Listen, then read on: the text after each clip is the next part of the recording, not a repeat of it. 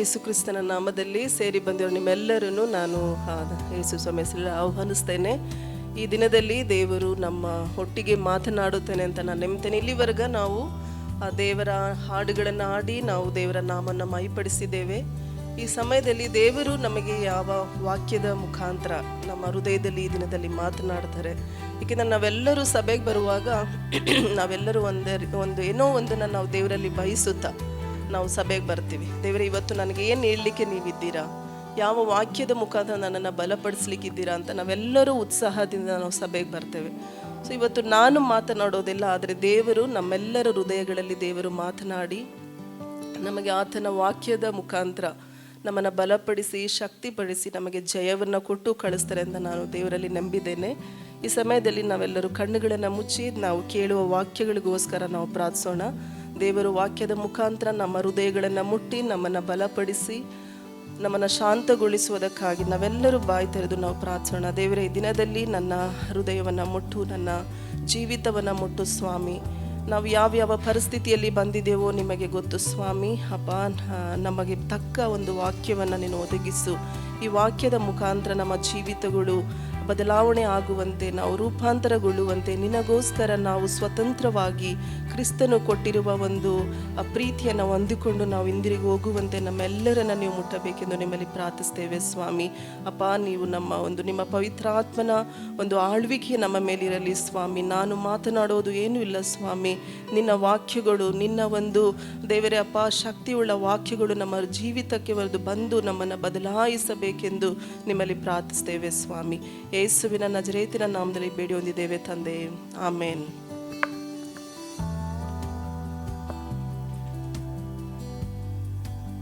So ಈ ದಿನದಲ್ಲಿ ನಾವು ದೇವರ ವಾಕ್ಯಕ್ಕಾಗಿ ನಾನು ತೆಗೆದುಕೊಂಡಿರುವ ಒಂದು ಟಾಪಿಕ್ ಏನಂದರೆ, god is with us.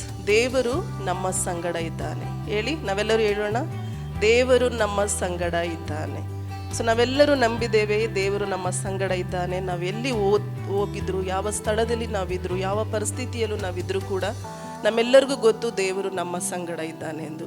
So ಈ ದಿನದಲ್ಲಿ ನೀವು ಯಾವುದಾದ್ರೂ ಒಂದು ದೊಡ್ಡ ಒಂದು ಸಮಸ್ಯೆಯನ್ನು ನೀವು ಇದ್ದೀರಾ ನಿಮ್ಮ ಜೀವಿತದಲ್ಲಿ. ಯಾವತ್ತೂ ಕೂಡ ನೀವು ಅಂದ್ಕೊಂಡಿರ್ಬೋದು, ಲೈಕ್ ನೀವು ಏನು ಕೂಡ ನನಗೆ ಮಾಡೋಕ್ಕಾಗ್ತಾ ಇಲ್ಲ ಅಂಥ ಒಂದು ಸಮಸ್ಯೆನ ನೀವೆಲ್ಲರೂ ಎದುರಿಸ್ತಿರ್ಬೋದು, ಹೌದಲ್ಲ? ಸೊ ನಾವೆಲ್ಲರೂ ಆ ರೀತಿಯಾದ ಸಮಸ್ಯೆನ ಎದುರಿಸಿದ್ದೀವ. ನನಗೆ ಏನು ಮಾಡಬೇಕು ಅಂತ ಗೊತ್ತಿಲ್ಲ, ಇದು ದೊಡ್ಡ ಒಂದು ಸಮಸ್ಯೆ ಆಗಿದೆ ನನ್ನ ಜೀವಿತದಲ್ಲಿ ಅಂತ ನಾವೆಲ್ಲರೂ ಆ ರೀತಿಯಾದ ನೀವು ನೆನ್ಕೊಂಡ್ರೆ ನಿಮ್ಮ ಜೀವಿತದಲ್ಲಿ ನಡೆದಿರುವ ಘಟನೆಗಳನ್ನೆಲ್ಲ ನೀವು ನೆನ್ಕೊಳ್ಳುವಾಗ ನಿಮ್ಗೆ ಅರ್ಥ ಆಗ್ತದೆ, ಇಂಥ ಒಂದು ಘಟನೆಯನ್ನು ನಾನು ಅನುಭವಿಸ್ಬೇಕಾಗಿತ್ತ, ಈ ಥರ ಒಂದು ಪರಿಸ್ಥಿತಿನ ನಾನು ಎದುರಿಸ್ಬೇಕಿತ್ತ ಅಂತ.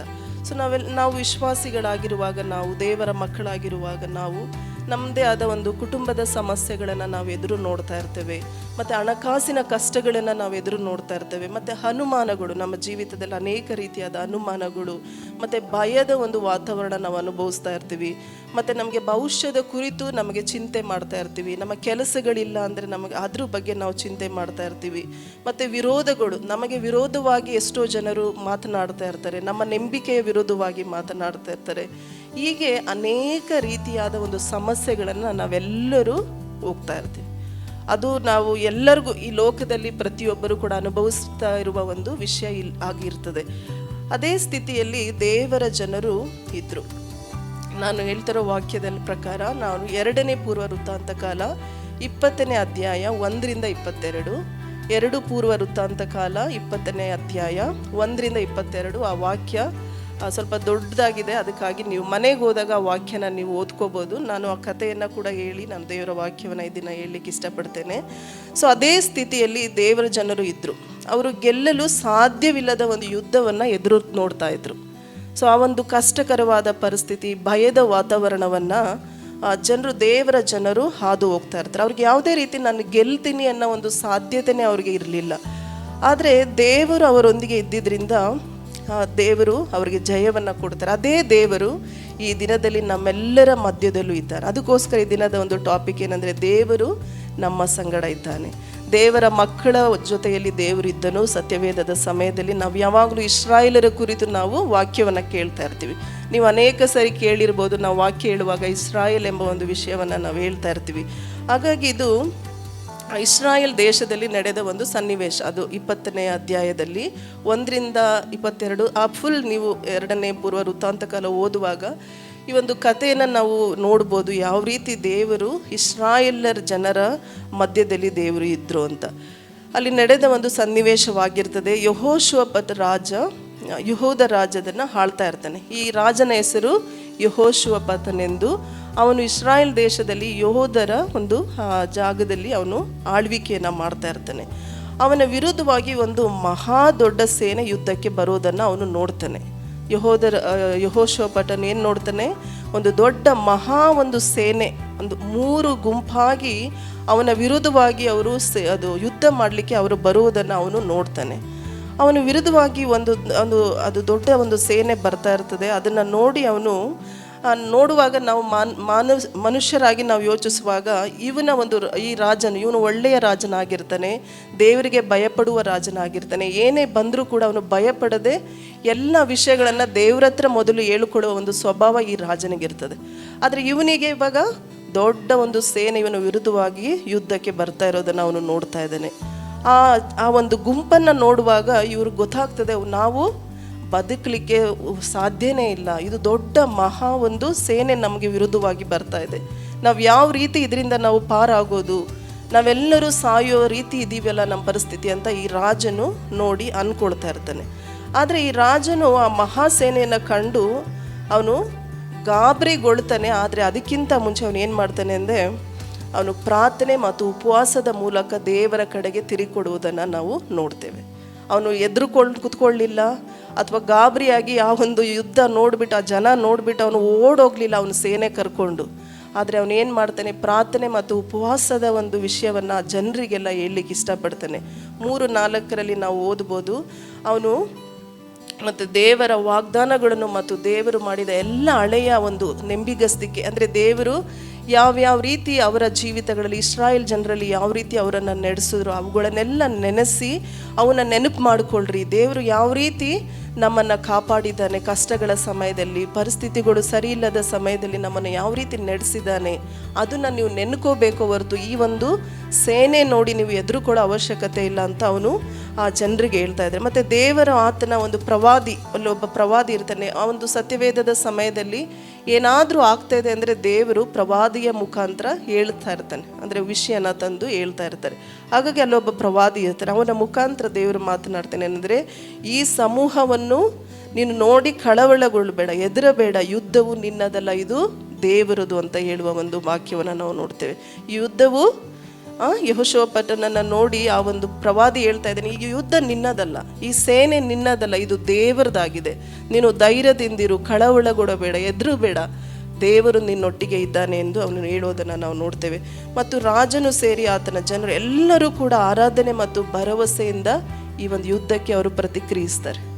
ಅವರು ಭಯಪಟ್ಟು ಓಡೋಗ್ಲಿಲ್ಲ, ಆದರೆ ಅವರು ಆರಾಧನೆ ಮಾಡ್ತಾರೆ. ಆ ಸಮಯದಲ್ಲಿ ಒಂದು ಪ್ರಾರ್ಥನೆಯಿಂದ ಉಪವಾಸದಿಂದ ಈ ಒಂದು ವಿಷಯವನ್ನು ಅವರು ಎದುರು ನೋಡುವುದನ್ನು, ಪ್ರತಿಕ್ರಿಯಿಸುವುದನ್ನು ನಾವು ನೋಡ್ಬೋದು. ಸೊ ಇದು ಆ ಒಂದು ಚಿಕ್ಕ ಒಂದು ಕತೆ. ಅಲ್ಲಿ ಯೆಹೋಷುವಪತನ ಎಂಬ ಒಬ್ಬ ರಾಜನು ಮತ್ತು ಅದು ಚಿಕ್ಕ ಗುಂಪಾಗಿರುತ್ತದೆ. ಈ ರಾಜನ ಒಂದು ಸೇನೆ ಒಂದು ದೊಡ್ಡ ಗುಂಪು ಅವನಿಗೆ ವಿರೋಧವಾಗಿ ಬರುವುದನ್ನು ನಾವು ನೋಡ್ತೀವಿ. ಮತ್ತು ಅದನ್ನು ಯಾವ ರೀತಿ ಅವನು ಭಯಪಡದೆ ಹೆದರದೆ ಅವನು ಯಾವ ರೀತಿ ಇದಕ್ಕೆ ಅವನು ಪ್ರತಿಕ್ರಿಯೆ ಮಾಡ್ತಾನೆ ಅನ್ನೋದನ್ನ ನಾವು ಈ ವಾಕ್ಯದಲ್ಲಿ ಓದಿದ್ವಿ. ನೀವು ಮನೆಗೆ ಹೋದಾಗಲೂ ಕೂಡ ಈ ವಾಕ್ಯವನ್ನು ನೀವು ಓದಿ ಇನ್ನೂ ಹೆಚ್ಚಾಗಿ ಇದ್ರ ಬಗ್ಗೆ ನೀವು ತಿಳ್ಕೊಬೋದು. ಸೊ ಮೊದಲನೇದಾಗಿ ನಾವು ಈ ವಾಕ್ಯದ ಕುರಿತು ದೇವರು ಯಾವ ರೀತಿ ಈ ಒಂದು ಕಥೆಯ ಮುಖಾಂತರ, ಈ ಒಂದು ಸನ್ನಿವೇಶದ ಮುಖಾಂತರ ನಮ್ಮ ಜೀವಿತದಲ್ಲಿ ಇದು ನಮ್ಮ ದೇವರು ಮಾತನಾಡ್ತಾನೆ ಅಂದರೆ, ಮೊದಲನೇದಾಗಿ ದೇವರು ನಮ್ಮ ಯುದ್ಧಗಳಲ್ಲಿ ನಮ್ಮೊಂದಿಗಿದ್ದಾರೆ ಅಂತ. ದೇವರು ನಮ್ಮ ಯುದ್ಧಗಳಲ್ಲಿ ನಮ್ಮೊಂದಿಗೆ ಇದ್ದಾನೆ ಅಂತ. ಈ ದಿನದಲ್ಲಿ ನಮ್ಮ ಯುದ್ಧಗಳು ಆ ರೀತಿ ಇಲ್ಲದೆ ಇರ್ಬೋದು, ನಮ್ಮನ್ನು ವಿರೋಧವಾಗಿ ದೊಡ್ಡ ಸೇನೆ ನಮ್ಮನ್ನು ಹುಡಿಕೊಂಡು ಬರ್ತಾ ಇಲ್ಲದೆ ಇರ್ಬೋದು. ಆದರೆ ನಮ್ಮದೇ ಆದ ಒಂದು ಯುದ್ಧಗಳು ಏನಾಗಿರ್ತದೆ ಅಂದರೆ, ಒಂದು ಆರ್ಥಿಕವಾದ ಸಮಸ್ಯೆಗಳ ಒಂದು ಯುದ್ಧವಾಗಿರ್ತದೆ ನಮ್ಮ ಜೀವಿತದಲ್ಲಿ. ಮತ್ತು ನಮ್ಮ ಸಂಬಂಧಗಳಲ್ಲಿ ಏರುಪೇರು ಆಗುವ ಒಂದು ಯುದ್ಧಗಳನ್ನು ನಾವು ಅನುಭವಿಸ್ತಾ ಇರ್ತೀವಿ. ಮತ್ತು ನಮಗೆ ಮಕ್ಕಳ ಭವಿಷ್ಯದ ಕುರಿತು ನಾವು ಯುದ್ಧ, ಅದೇ ನಮಗೆ ಯುದ್ಧವಾಗಿರ್ತದೆ. ಇವತ್ತು ಆ ರೀತಿ ಯುದ್ಧಗಳನ್ನು ನಾವು ಜೀವಿತದಲ್ಲಿ ನೋಡೋಲ್ಲ. ಅವಾಗೆಲ್ಲ ಅನೇಕ ಒಂದು ಶತಮಾನಗಳ ಹಿಂದೆ ಯುದ್ಧಗಳನ್ನೆಲ್ಲ ಅವರು ಸಂಭವಿಸಿದ. ಆದರೆ ನಮಗೆ ಈಗ ಆ ಒಂದು ಪರಿಸ್ಥಿತಿ ಹೆಚ್ಚು ನಾವು ನೋಡೋದಿಲ್ಲ. ಆದರೆ ನಮ್ಮ ಜೀವಿತಗಳು, ನಮ್ಮ ಕಷ್ಟಗಳು, ದಿನನಿತ್ಯ ನಾವು ಯಾವ ರೀತಿ ನಾವು ಎದ್ದು ನಡೀತೀವಿ ಅನ್ನೋದೇ ಅದೇ ನಮ್ಮ ಜೀವಿತದಲ್ಲಿ ಒಂದು ಯುದ್ಧವಾಗಿರ್ತದೆ. ಮತ್ತು ಯುದ್ಧವು ಹೇಗೆ ಇರಲು, ಅದು ಹೇಗೆ ಇರಲಿ ಆ ಯುದ್ಧ, ನಮ್ಮ ಜೀವಿತದಲ್ಲಿ ಬರುವ ಕಷ್ಟಗಳು, ಸಂಕಟಗಳು, ಸಮಸ್ಯೆಗಳು, ಅದು ದೊಡ್ಡದೇ ಆಗಿರಲಿ ಚಿಕ್ಕದೇ ಆಗಿರಲಿ, ಈ ದಿನ ದೇವರು ನಮಗೆ ಹೇಳುವುದೇನೆಂದರೆ, ಅದು ಏನೇ ಆಗಿರ್ಬೋದು, ನೀವು ಯಾವ ಸಮಸ್ಯೆಯಿಂದ ನೀವು ಈ ದಿನದಲ್ಲಿ ನೀವು ಕೂತಿದ್ದೀರೋ ದೇವರ ಸಮ್ಮುಖದಲ್ಲಿ ನನಗೆ ಗೊತ್ತಿಲ್ಲ, ಅಥವಾ ನಾನು ಯಾವ ಸಮಸ್ಯೆಯಲ್ಲಿ ಇದ್ದೀನೋ ಅಂತ ನಿಮಗೆ ಗೊತ್ತಿಲ್ಲ. ಆದರೆ ದೇವರು ನಮ್ಮ ಕಷ್ಟಗಳನ್ನು, ನಮ್ಮ ಸಂಕಟಗಳನ್ನು, ನಮ್ಮ ಪ್ರಶ್ನೆಗಳನ್ನು, ನಾವು ಯಾವ ಪರಿಸ್ಥಿತಿಲಿ ಇದ್ದೀವೋ ಅದನ್ನು ದೇವರು ನೋಡುವ ದೇವರಾಗಿದ್ದಾನೆ. ನಂಬ್ತೀರಾ ನೀವು? ನಂಬೋದಾದರೆ ದೇವರಿಗೆ ನಾವು ಅಲ್ಲೇಲೂ ಹೇಳೋಣ. ದೇವರು ನಮ್ಮ ಯುದ್ಧಗಳನ್ನು ದೇವರು ನೋಡುವ ದೇವರಾಗಿದ್ದಾನೆ. ಅದಕ್ಕೆ ದೇವರು ಹೇಳ್ತಿರೋದೇನೆಂದರೆ, ನಮಗೆ ನೀನು ಆ ಯುದ್ಧ ನೋಡಿ ಎದುರುವ ಅವಶ್ಯಕತೆ ಇಲ್ಲ, ನಿನ್ನ ಪರಿಸ್ಥಿತಿ ನೋಡಿ ನೀನು ಭಯಪಡುವ ಅವಶ್ಯಕತೆ ಇಲ್ಲ, ನಿನ್ನ ಭವಿಷ್ಯದ ಕುರಿತು ನೀನು ಚಿಂತಿಸುವ ಅವಶ್ಯಕತೆ ಇಲ್ಲ, ನಿನ್ನ ವಿದ್ಯಾಭ್ಯಾಸದ ಕುರಿತು ನೀನು ಚಿಂತಿಸುವ ಅವಶ್ಯಕತೆ ಇಲ್ಲ. ಏಕೆಂದರೆ ನಾವು ಅದನ್ನು ಚಿಂತೆ ಮಾಡ್ಕೊಂಡು ಕೂತ್ಕೊಳ್ಳುವಾಗ ನಾವೇನು ಮಾಡಲಿಕ್ಕೆ ಸಾಧ್ಯವಿಲ್ಲ. ದೇವರ ವಾಕ್ಯ ಹೇಳುತ್ತದೆ, ನಿನ್ನ ಕೈಯಿಂದ ನೀನು ಸ್ವಲ್ಪ ಉದ್ದನೂ ಬೆಳೆಯೋಕ್ಕಾಗಲ್ಲ, ಸ್ವಲ್ಪ ಕುಳ್ಳನೂ ಆಗೋಕ್ಕಾಗೋದಿಲ್ಲ. ಯಾವ ಶಕ್ತಿಯೂ ಕೂಡ ಮನುಷ್ಯರಾದ ನಮಗಿಲ್ಲ. ಆದರೆ ನಾವು ಅನೇಕ ಸಾರಿ ಎಲ್ಲವನ್ನ ಕುರಿತು 20 ವರ್ಷದ ಮುಂದೆ ನಡೆಯುವ ವಿಷಯವನ್ನು ಕುರಿತು ಇವತ್ತು ಚಿಂತೆ ಮಾಡ್ಕೊಂಡು ಕೂತಿರ್ತೀವಿ. ಇನ್ನು ಮಕ್ಕಳೇ ಆಗಿರಲ್ಲ, ಆದರೆ ನಮ್ಮ ಮಕ್ಕಳಿಗೆ ಭವಿಷ್ಯ ಕಟ್ಟೋದು, ಅವ್ರಿಗೆ ವಿದ್ಯಾಭ್ಯಾಸ ಯಾವಾಗ ಕೊಡೋದು ಅಂತ ಈ ರೀತಿಯಾದ ಅನೇಕ ವಿಷಯಗಳನ್ನು ನಾವು ಯೋಚನೆ ಮಾಡಿ ನಾವು ನಮ್ಮದೇ ಆದ ಒಂದು ನೋವುಗಳಲ್ಲಿ, ಸಂಕಟಗಳಲ್ಲಿ ನಾವು ಹೋಗ್ತಾ ಇರ್ತೀವಿ. ಹೀಗೆ ಈ ಯೆಹೋಷಾಫಾತ ರಾಜನು ಅದೇ ರೀತಿಯಾದ ಒಂದು ಶಕ್ತಿ, ಅದೇ ರೀತಿಯಾದ ಒಂದು ಭಯದಲ್ಲಿ ಅವನಿರುವಾಗ ಅವರು ತಮ್ಮ ದೌರ್ಬಲ್ಯವನ್ನು ದೇವರ ಮುಂದೆ ಅವನು ಒಪ್ಪಿಕೊಂಡನು. ಆ ರಾಜ ಅನ್ಕೋಬೋದಿತ್ತಲ್ಲ, ಯೆಹೋಷಾಫಾತ ರಾಜ ಅನ್ಕೋಬೋದಿತ್ತು, ನಾನು ದೊಡ್ಡ ರಾಜನು, ನೋಡೋಣ ಆ ಸೇನೆಯನ್ನು ನಾನು ಗೆಲ್ಲಲಿಕ್ಕೆ ಸಾಧ್ಯ, ನನ್ನ ಕೈಲಿ ಆಗೋದು ಯಾವುದೂ ಇಲ್ಲ ಅಂತ ಅವನಲ್ಲೇ ಅದೇ ಒಂದು ಹೆಮ್ಮೆ, ಗೌರವದಿಂದ, ಜಂಬದಿಂದ ಅವನು ಯೋಚಿಸ್ಲಿಲ್ಲ. ಅವನೇನು ಹೇಳ್ದ, ಅವರ ದೌರ್ಬಲ್ಯವನ್ನು ದೇವರ ಮುಂದೆ ಹೇಳ್ಕೊಂಡ್ರು. ದೇವರೇ, ನಾವು ಚಿಕ್ಕ ಗುಂಪಾಗಿದ್ದೇವೆ, ನಮಗೆ ಅವರನ್ನು ನಾವು ಹೋರಾಡಲಿಕ್ಕೆ ನಮಗೆ ಆ ಶಕ್ತಿ ಇಲ್ಲ ಅಂತ ಅವನು ಒಪ್ಪಿಕೊಳ್ಳುವಾಗ ಆ ದೇವರು, ನಾವು ಚಿಕ್ಕ ಸೇನೆ ಆಗಿದ್ದೇವೆ ಅಂತ ಅವರು ಅಂದ್ಕೊಂಡ್ರು ಆ ರಾಜರು. ಆವಾಗ ದೇವರು ಅವರನ್ನು ಎದುರಿಸಲಿಕ್ಕೆ ಸಾಧ್ಯವಿಲ್ಲ ಅಂತ ಇವರು ಅಂದ್ಕೊಳ್ಳುವಾಗ ದೇವರು ಅವರಿಗೆ ಒಂದು ದೊಡ್ಡ ಒಂದು ಧೈರ್ಯವನ್ನು ದೇವರು ಕೊಡೋದನ್ನು ನಾವು ನೋಡ್ತೇವೆ. ಇವತ್ತು ನಮ್ಮ ಜೀವಿತದಲ್ಲೂ ಕೂಡ ಅದೇ ರೀತಿ ನಮಗಿರ್ಬೇಕು. ದೇವರು ನಮ್ಮ ಯುದ್ಧಗಳಲ್ಲಿ ನಮ್ಮೊಂದಿಗೆ ಇಂದು ಜಯ ಕೊಡುವ ದೇವರಾಗಿದ್ದಾನೆ. ಆದರೆ ನಾವೇನು ಮಾಡಬೇಕು ಅಂದರೆ, ನಾವು ದೇವರ ಹತ್ರ ಒಪ್ಕೋಬೇಕು. ಹೌದು ದೇವರೇ, ನನಗೆ ಆ ಧೈರ್ಯ ಇಲ್ಲ, ನಾನು ದುರ್ಬಲಳು, ನನಗೆ ಶಕ್ತಿ ಇಲ್ಲ, ನನಗೆ ಯಾವ ರೀತಿ ಮುಂದಿನ ಭವಿಷ್ಯದ ಬಗ್ಗೆ ನಾನು ಯೋಚಿಸ್ಬೇಕು ಅಂತ ನನಗೆ ಗೊತ್ತಿಲ್ಲ ಅಂತ ನಮ್ಮ ಒಂದು ವೀಕ್ನೆಸ್ಗಳು, ನಮ್ಮ ಬಲಹೀನತೆಗಳನ್ನು ನಾವು ದೇವರೊಪ್ಪಿಗೆ ನಾವು ಹೇಳ್ಕೊಳ್ಳುವಾಗ ದೇವರು ಅಲ್ಲಿ ಬಂದು ಕಾರ್ಯ ಮಾಡಲಿಕ್ಕೆ ಸಾಧ್ಯ. ನಾವು ಆ ರೀತಿ ಹೇಳ್ಕೊಳ್ದಲ್ಲೇ ನಮಗೆ ಕಷ್ಟ ಇರುತ್ತೆ, ಆದರೆ ಕಷ್ಟನೇ ಇಲ್ಲ ಅಂತ ಜನಗಳ ಮುಂದೆ ನಾವು ತೋರಿಸ್ಕೊಳ್ತೀವಿ. ಏಕೆಂದರೆ ಯಾರ ಮುಂದೆನೂ ನಾವು ಕೆಳಗೆ ಕಾಣಬಾರ್ದು ಅಂತ. ನಮಗೆ ಕಷ್ಟ ಇರುತ್ತೆ, ಬಟ್ಟೆ ಇರೋಲ್ಲ, ಊಟಕ್ಕಿರಲ್ಲ, ಆದರೂ ಒಂದೊಂದು ಟೈಮ್ ನಾವು ಏನು ನಮಗೆಲ್ಲ ಇದೆ ಅನ್ನೋ ಹಾಗೆ ನಾವು ತೋರಿಸ್ಕೊಳ್ತೀವಿ. ಆ ರೀತಿಯಾದ ಪರಿಸ್ಥಿತಿ ದೇವರು ನಮ್ಮಿಂದ ಕೇಳ್ತಾ ಇಲ್ಲ. ನಿಜವಾಗ್ಲೂ ನಿಮಗೆ ಕಷ್ಟ ಇದೆಯಾ, ಸಮಸ್ಯೆ ಇದೆಯಾ, ನಿಮ್ಮ ಮನಸ್ಸಿನಲ್ಲಿ ನೋವು ಇದೆಯಾ, ಭಾರ ಇದೆಯಾ, ಅದನ್ನು ನನ್ನ ಹತ್ರ ನೀನು ಒಪ್ಕೊ. ನಾನು ನಿನಗೋಸ್ಕರ ಸಹಾಯ ಮಾಡ್ತೇನೆ, ನಾನು ನಿನಗೋಸ್ಕರ ಯುದ್ಧ ಮಾಡ್ತೇನೆ. ಅಂದರೆ ಸಂಬಂಧಗಳಲ್ಲಿ ಕೊರತೆ ಇದ್ದಾಗ ದೇವರು ನಮಗೋಸ್ಕರ ಯುದ್ಧ ಮಾಡಲಿಕ್ಕೆ ಶಕ್ತನಾಗಿದ್ದಾನೆ. ಸೊ ನಾವು ದೇವರಿಗೆ ಹೇಳ್ಬೇಕಾಗಿರೋದೇನೆಂದರೆ, 12ನೇ ವಾಕ್ಯದಲ್ಲಿ ಹೇಳ್ತದೆ, ನಮ್ಮ ದೇವರೇ ಅವರನ್ನು ದಂಡಿಸದೆ ಬಿಡಿಯು, ನಮ್ಮ ಮೇಲೆ ಬಂದ ಈ ಮಹಾ ಸಮೂಹದ ಮುಂದೆ ನಿಲ್ಲುವುದಕ್ಕೆ ನನಗೆ ಬಲವಿಲ್ಲ. ಸೊ ರಾಜ ಹೇಳ್ತಾ ಇದ್ದಾನೆ, ಈ ಒಂದು ಮಹಾ ಸೇನೆ ನನಗೆ ವಿರುದ್ಧವಾಗಿ ಬರ್ತಾ ಇದೆ, ನನಗೆ ಭಯ ಆಗ್ತಿದೆ, ನನಗೆ ಧೈರ್ಯವಿಲ್ಲ, ನನಗೆ ಶಕ್ತಿ ಇಲ್ಲ ಅವರನ್ನು ವಿರುದ್ಧವಾಗಿ ನಾನು ನಿಂತು ಯುದ್ಧ ಮಾಡಲಿಕ್ಕೆ. ಏನು ಮಾಡಬೇಕೆಂದು ತಿಳಿಯದು, ನಮ್ಮ ಕಣ್ಣುಗಳು ನಿನ್ನನ್ನೇ ನೋಡುತ್ತವೆ ಎಂದು ಪ್ರಾರ್ಥಿಸಿದನು. ಹೇಗೆ ಪ್ರಾರ್ಥಿಸ್ತಾವನು ರಾಜನಾಗಿ? ನನ್ನ ಕಣ್ಣುಗಳು ನಿನ್ನನ್ನೇ ನೋಡ್ತಾ ಇದೆ ಎಂದು ಅವನು ಹೇಳ್ತಾನೆ. ಅದೇ ರೀತಿ ಈ ದಿನದಲ್ಲೂ ಕೂಡ ದೇವರ ವಾಕ್ಯ ಹೇಳುತ್ತದೆ, ಕಣ್ಣೆತ್ತಿ ಪರ್ವತ ಕಡೆಗೆ ನೋಡುವಾಗ ನನ್ನ ಸಹಾಯವು ಭೂಮಿ ಆಕಾಶಗಳನ್ನು ಸೃಷ್ಟಿಸಿದ ಯೆಹೋವನಿಂದಲೇ ನನಗೆ ಸಹಾಯ ಬರುತ್ತದೆ ಎಂದು. ಸೊ ಹಾಗಾಗಿ ಅವನು ಆ ಒಂದು ಪರಿಸ್ಥಿತಿಯನ್ನು ನೋಡಿಬಿಟ್ಟು ಅವನು ಓಡೋಗ್ಲದೆ ಏನು ಮಾಡ್ದ ಅಂದರೆ, ದೇವರೇ, ನನ್ನ ಕಣ್ಣುಗಳು ನಿನ್ನನ್ನು ನೋಡ್ತಾ ಇದೆ, ನಿನ್ನನ್ನು ಮಾತ್ರ ನಾನು ನಿರೀಕ್ಷಿಸ್ತಾ ಇದ್ದೇನೆ, ನನಗೆ ಏನು ಮಾಡಬೇಕು ಅಂತ ನನಗೆ ತೋಚ್ತಾ ಇಲ್ಲ ಅಥವಾ ಗೊತ್ತಾಗ್ತಾ ಇಲ್ಲ ಅಂತ ಅವನು ಕೇಳುವಾಗ ಅವನು ಪ್ರಾರ್ಥಿಸಿದನು, ದೇವರೇ, ನನ್ನ ಕಣ್ಣುಗಳು ನಿನ್ನನ್ನೇ ನೋಡ್ತಾ ಇದ್ದಾವೆ ಎಂದು ಪ್ರಾರ್ಥಿಸಿದನು. ಈ ದಿನದಲ್ಲೂ ಕೂಡ ನಮ್ಮ ಕಷ್ಟಗಳು, ಸಮಸ್ಯೆಗಳು ಎಷ್ಟೇ ಇದ್ದರೂ ಕೂಡ ನಾವು ದೇವರಿಗೆ ಹೇಳೋಣ, ದೇವರೇ, ನನ್ನ ಕಣ್ಣುಗಳು ನಿನ್ನನ್ನು ನೋಡ್ತಾ ಇದ್ದಾವೆ, ನನ್ನ ಸಮಸ್ಯೆಗಳನ್ನು ಎತ್ತುಕೊಂಡು ನಿನ್ನ ಸಮ್ಮುಖಕ್ಕೆ ನಾನು ಬರ್ತೇನೆ, ನನಗೆ ಎಷ್ಟೇ ನೋವುಗಳಿದ್ರು ನಾನು ನಿನ್ನನ್ನು ನೋಡ್ತಾ ಇದ್ದೀನಿ ದೇವರೇ, ನೀನು ನನ್ನನ್ನು ಕೈ ಬಿಡಬೇಡ ಅಂತ ನಾವು ದೇವರ ಹತ್ರ ಹೇಳ್ಕೊಳ್ಳುವಾಗ, ನಾವು ಪ್ರಾರ್ಥಿಸಿದಾಗ ದೇವರು ನಮಗೆ ಎದುರಾಗಿ ಬರುವ ತೊಂದರೆಗಳನ್ನು ದೇವರು ನೀಗಿಸಲು ಶಕ್ತನಾಗಿದ್ದಾನೆ. ಅದು ಏನೇ ಸಮಸ್ಯೆ ಆಗಿರ್ಬೋದು, ಆ ನಂಬಿಕೆ ನಮ್ಮಲ್ಲಿ ಇರಬೇಕು. ಆವಾಗ ದೇವರು ಅದು ಏನೇ ಆದರೂ ಅದರಿಂದ ನಮ್ಮನ್ನು ಪಾಲು ಮಾಡಿ ದೇವರು ನಮ್ಮನ್ನು ನಡೆಸುವನಾಗಿರ್ತಾನೆ. ಕೆಲವೊಮ್ಮೆ ನಮ್ಮ ಪಾಪಗಳಾಗಿರ್ಬೋದು, ನಮ್ಮ ಸಮಸ್ಯೆಗಳು ಅಥವಾ ನಮಗೆ ವಿರೋಧವಾಗಿ ನಾವು ಜಯಿಸಲು ತುಂಬ ದುರ್ಬಲರಾಗಿರುವಾಗ ದೇವರು ನಮಗೆ ಆತನು ಒಂದು ಒಳ್ಳೆಯ ಒಬ್ಬ ಸಹಾಯಕನಾಗಿದ್ದಾನೆ. ಅದಕ್ಕೆ ನಮ್ಮ ಪಾಪಗಳು, ನಮ್ಮ ತಪ್ಪುಗಳು ಏನೇ ಇದ್ದರೂ ಕೂಡ, ಸೊ ನಾವು ಪಾಪ ಇದೇ ನನ್ನಲ್ಲಿ, ಅದಕ್ಕೆ ನಾನು ತಪ್ಪು ಮಾಡ್ತೀನಿ, ಅದಕ್ಕೆ ನಾನು ಚರ್ಚಿಗೆ ಬರಲ್ಲ ಅಂತ ಎಷ್ಟೋ ಜನ ಹೇಳ್ತಾರೆ. ಸೊ ನೀವು ಪರ್ಫೆಕ್ಟಾಗಿ ಆಗಿದ್ರೆ ನೀವು ಚರ್ಚೆ ಬೇಡ. ನಮ್ಗೆ ಯಾಕೆ ಸಭೆ ಬೇಕು, ಯಾಕೆ ದೇವರು ಬೇಕು ಅಂದರೆ ನಾವು ಬಲಹೀನರು. ನಾನು ತಪ್ಪು ಮಾಡ್ತೀನಿ, ಅದಕ್ಕೆ ನಾನು ಸಭೆಗೆ ಬಂದು ನಾನು ದೇವರಲ್ಲಿ ಕ್ಷಮಾಪಣೆ ಕೇಳ್ತೀನಿ. ದೇವರು ನನಗೆ ಕ್ಷಮಾಪಣೆ ಕೊಟ್ಟು ದೇವರ ಮಗನಾಗಿ ನನ್ನನ್ನು ಮಾಡಿಕೊಳ್ತಾರೆ ಅನ್ನೋ ನಂಬಿಕೆಗೆ ನಾವು ಸಭೆಗೆ ಬರೋದು. ಸಭೆಗೆ ಬರುವಾಗ ನೀನು ಪರಿಶುದ್ಧಳಾಗಿ, ನೀನು ತಪ್ಪು ಮಾಡ್ದಲೇ, ನೀನು ಒಳ್ಳೆಯ ಒಂದು ವ್ಯಕ್ತಿಯಾಗಿ ನೀನು ಸಭೆಗೆ ಬರಬೇಕು ಅಂತ ಅನೇಕ ಜನರು ಹೇಳ್ತಾರೆ. ಹಾಗಾದರೆ ನೀನು ಸಭೆಗೆ ಬರೋದೇ ಬೇಡ, ನೀನು ಮನೇಲೇ ಇರ್ಬೋದು, ನೀನು ಪರಿಶುದ್ಧರಲ್ವಾ.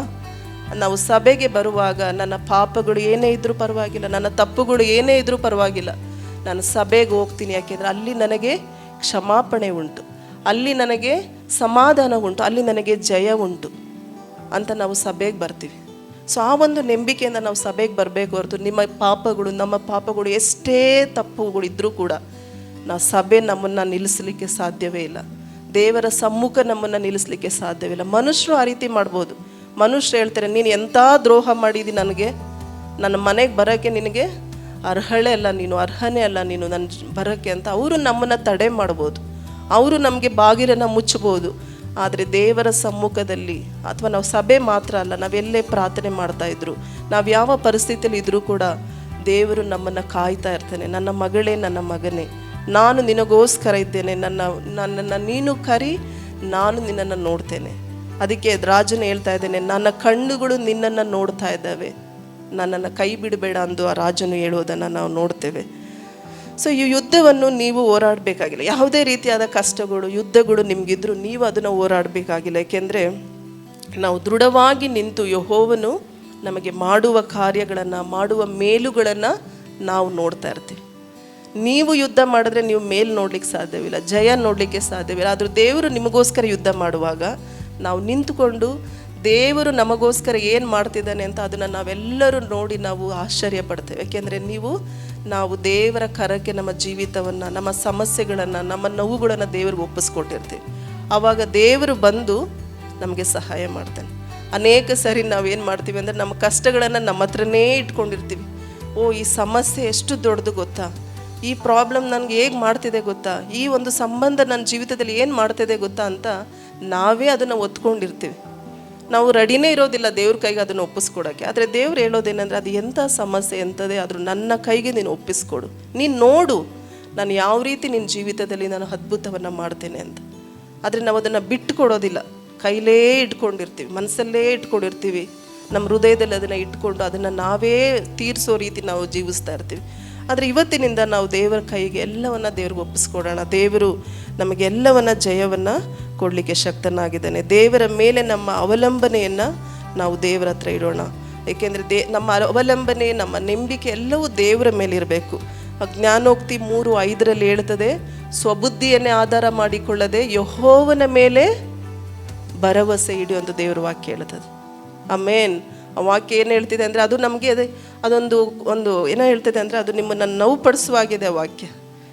ನಿನ್ನ ಸ್ವಂತದಲ್ಲಿ ನೀನು ಮಾಡಬೇಡ, ನಿನ್ನ ಸ್ವಬುದ್ಧಿಯಲ್ಲೇ ನೀನು ಜೀವಿಸ್ಬೇಡ, ನಿನ್ನ ಧೈರ್ಯದಲ್ಲೇ ನೀನು ಜೀವಿಸ್ಬೇಡ, ನೀನು ಎಲ್ಲವನ್ನು ನೀನು ಯೆಹೋವನ ಮೇಲೆ ಹಾಕಿರುವಾಗ ಮಾತ್ರ ದೇವರು ನಿನ್ನ ಮಾರ್ಗವನ್ನು ಸರಾಗ ಮಾಡ್ತಾನೆ ಅಂತ. ಅದಕ್ಕೆ ನಾವು ಕಲಿಬೇಕು ನಮ್ಮ ಜೀವಿತದಲ್ಲಿ. ಮುಖ್ಯವಾಗಿ ಅದೇನೇ ಸಮಸ್ಯೆಗಳಿದ್ರೂ ಕೂಡ ನಾವು ದೇವರನ್ನು ಅವಲಂಬನೆ ಮಾಡಿಕೊಂಡು ಬದುಕುವ ಒಂದು ಜೀವಿತವನ್ನು ನಾವು ರೂಢಿ ಮಾಡ್ಕೊಬೇಕು.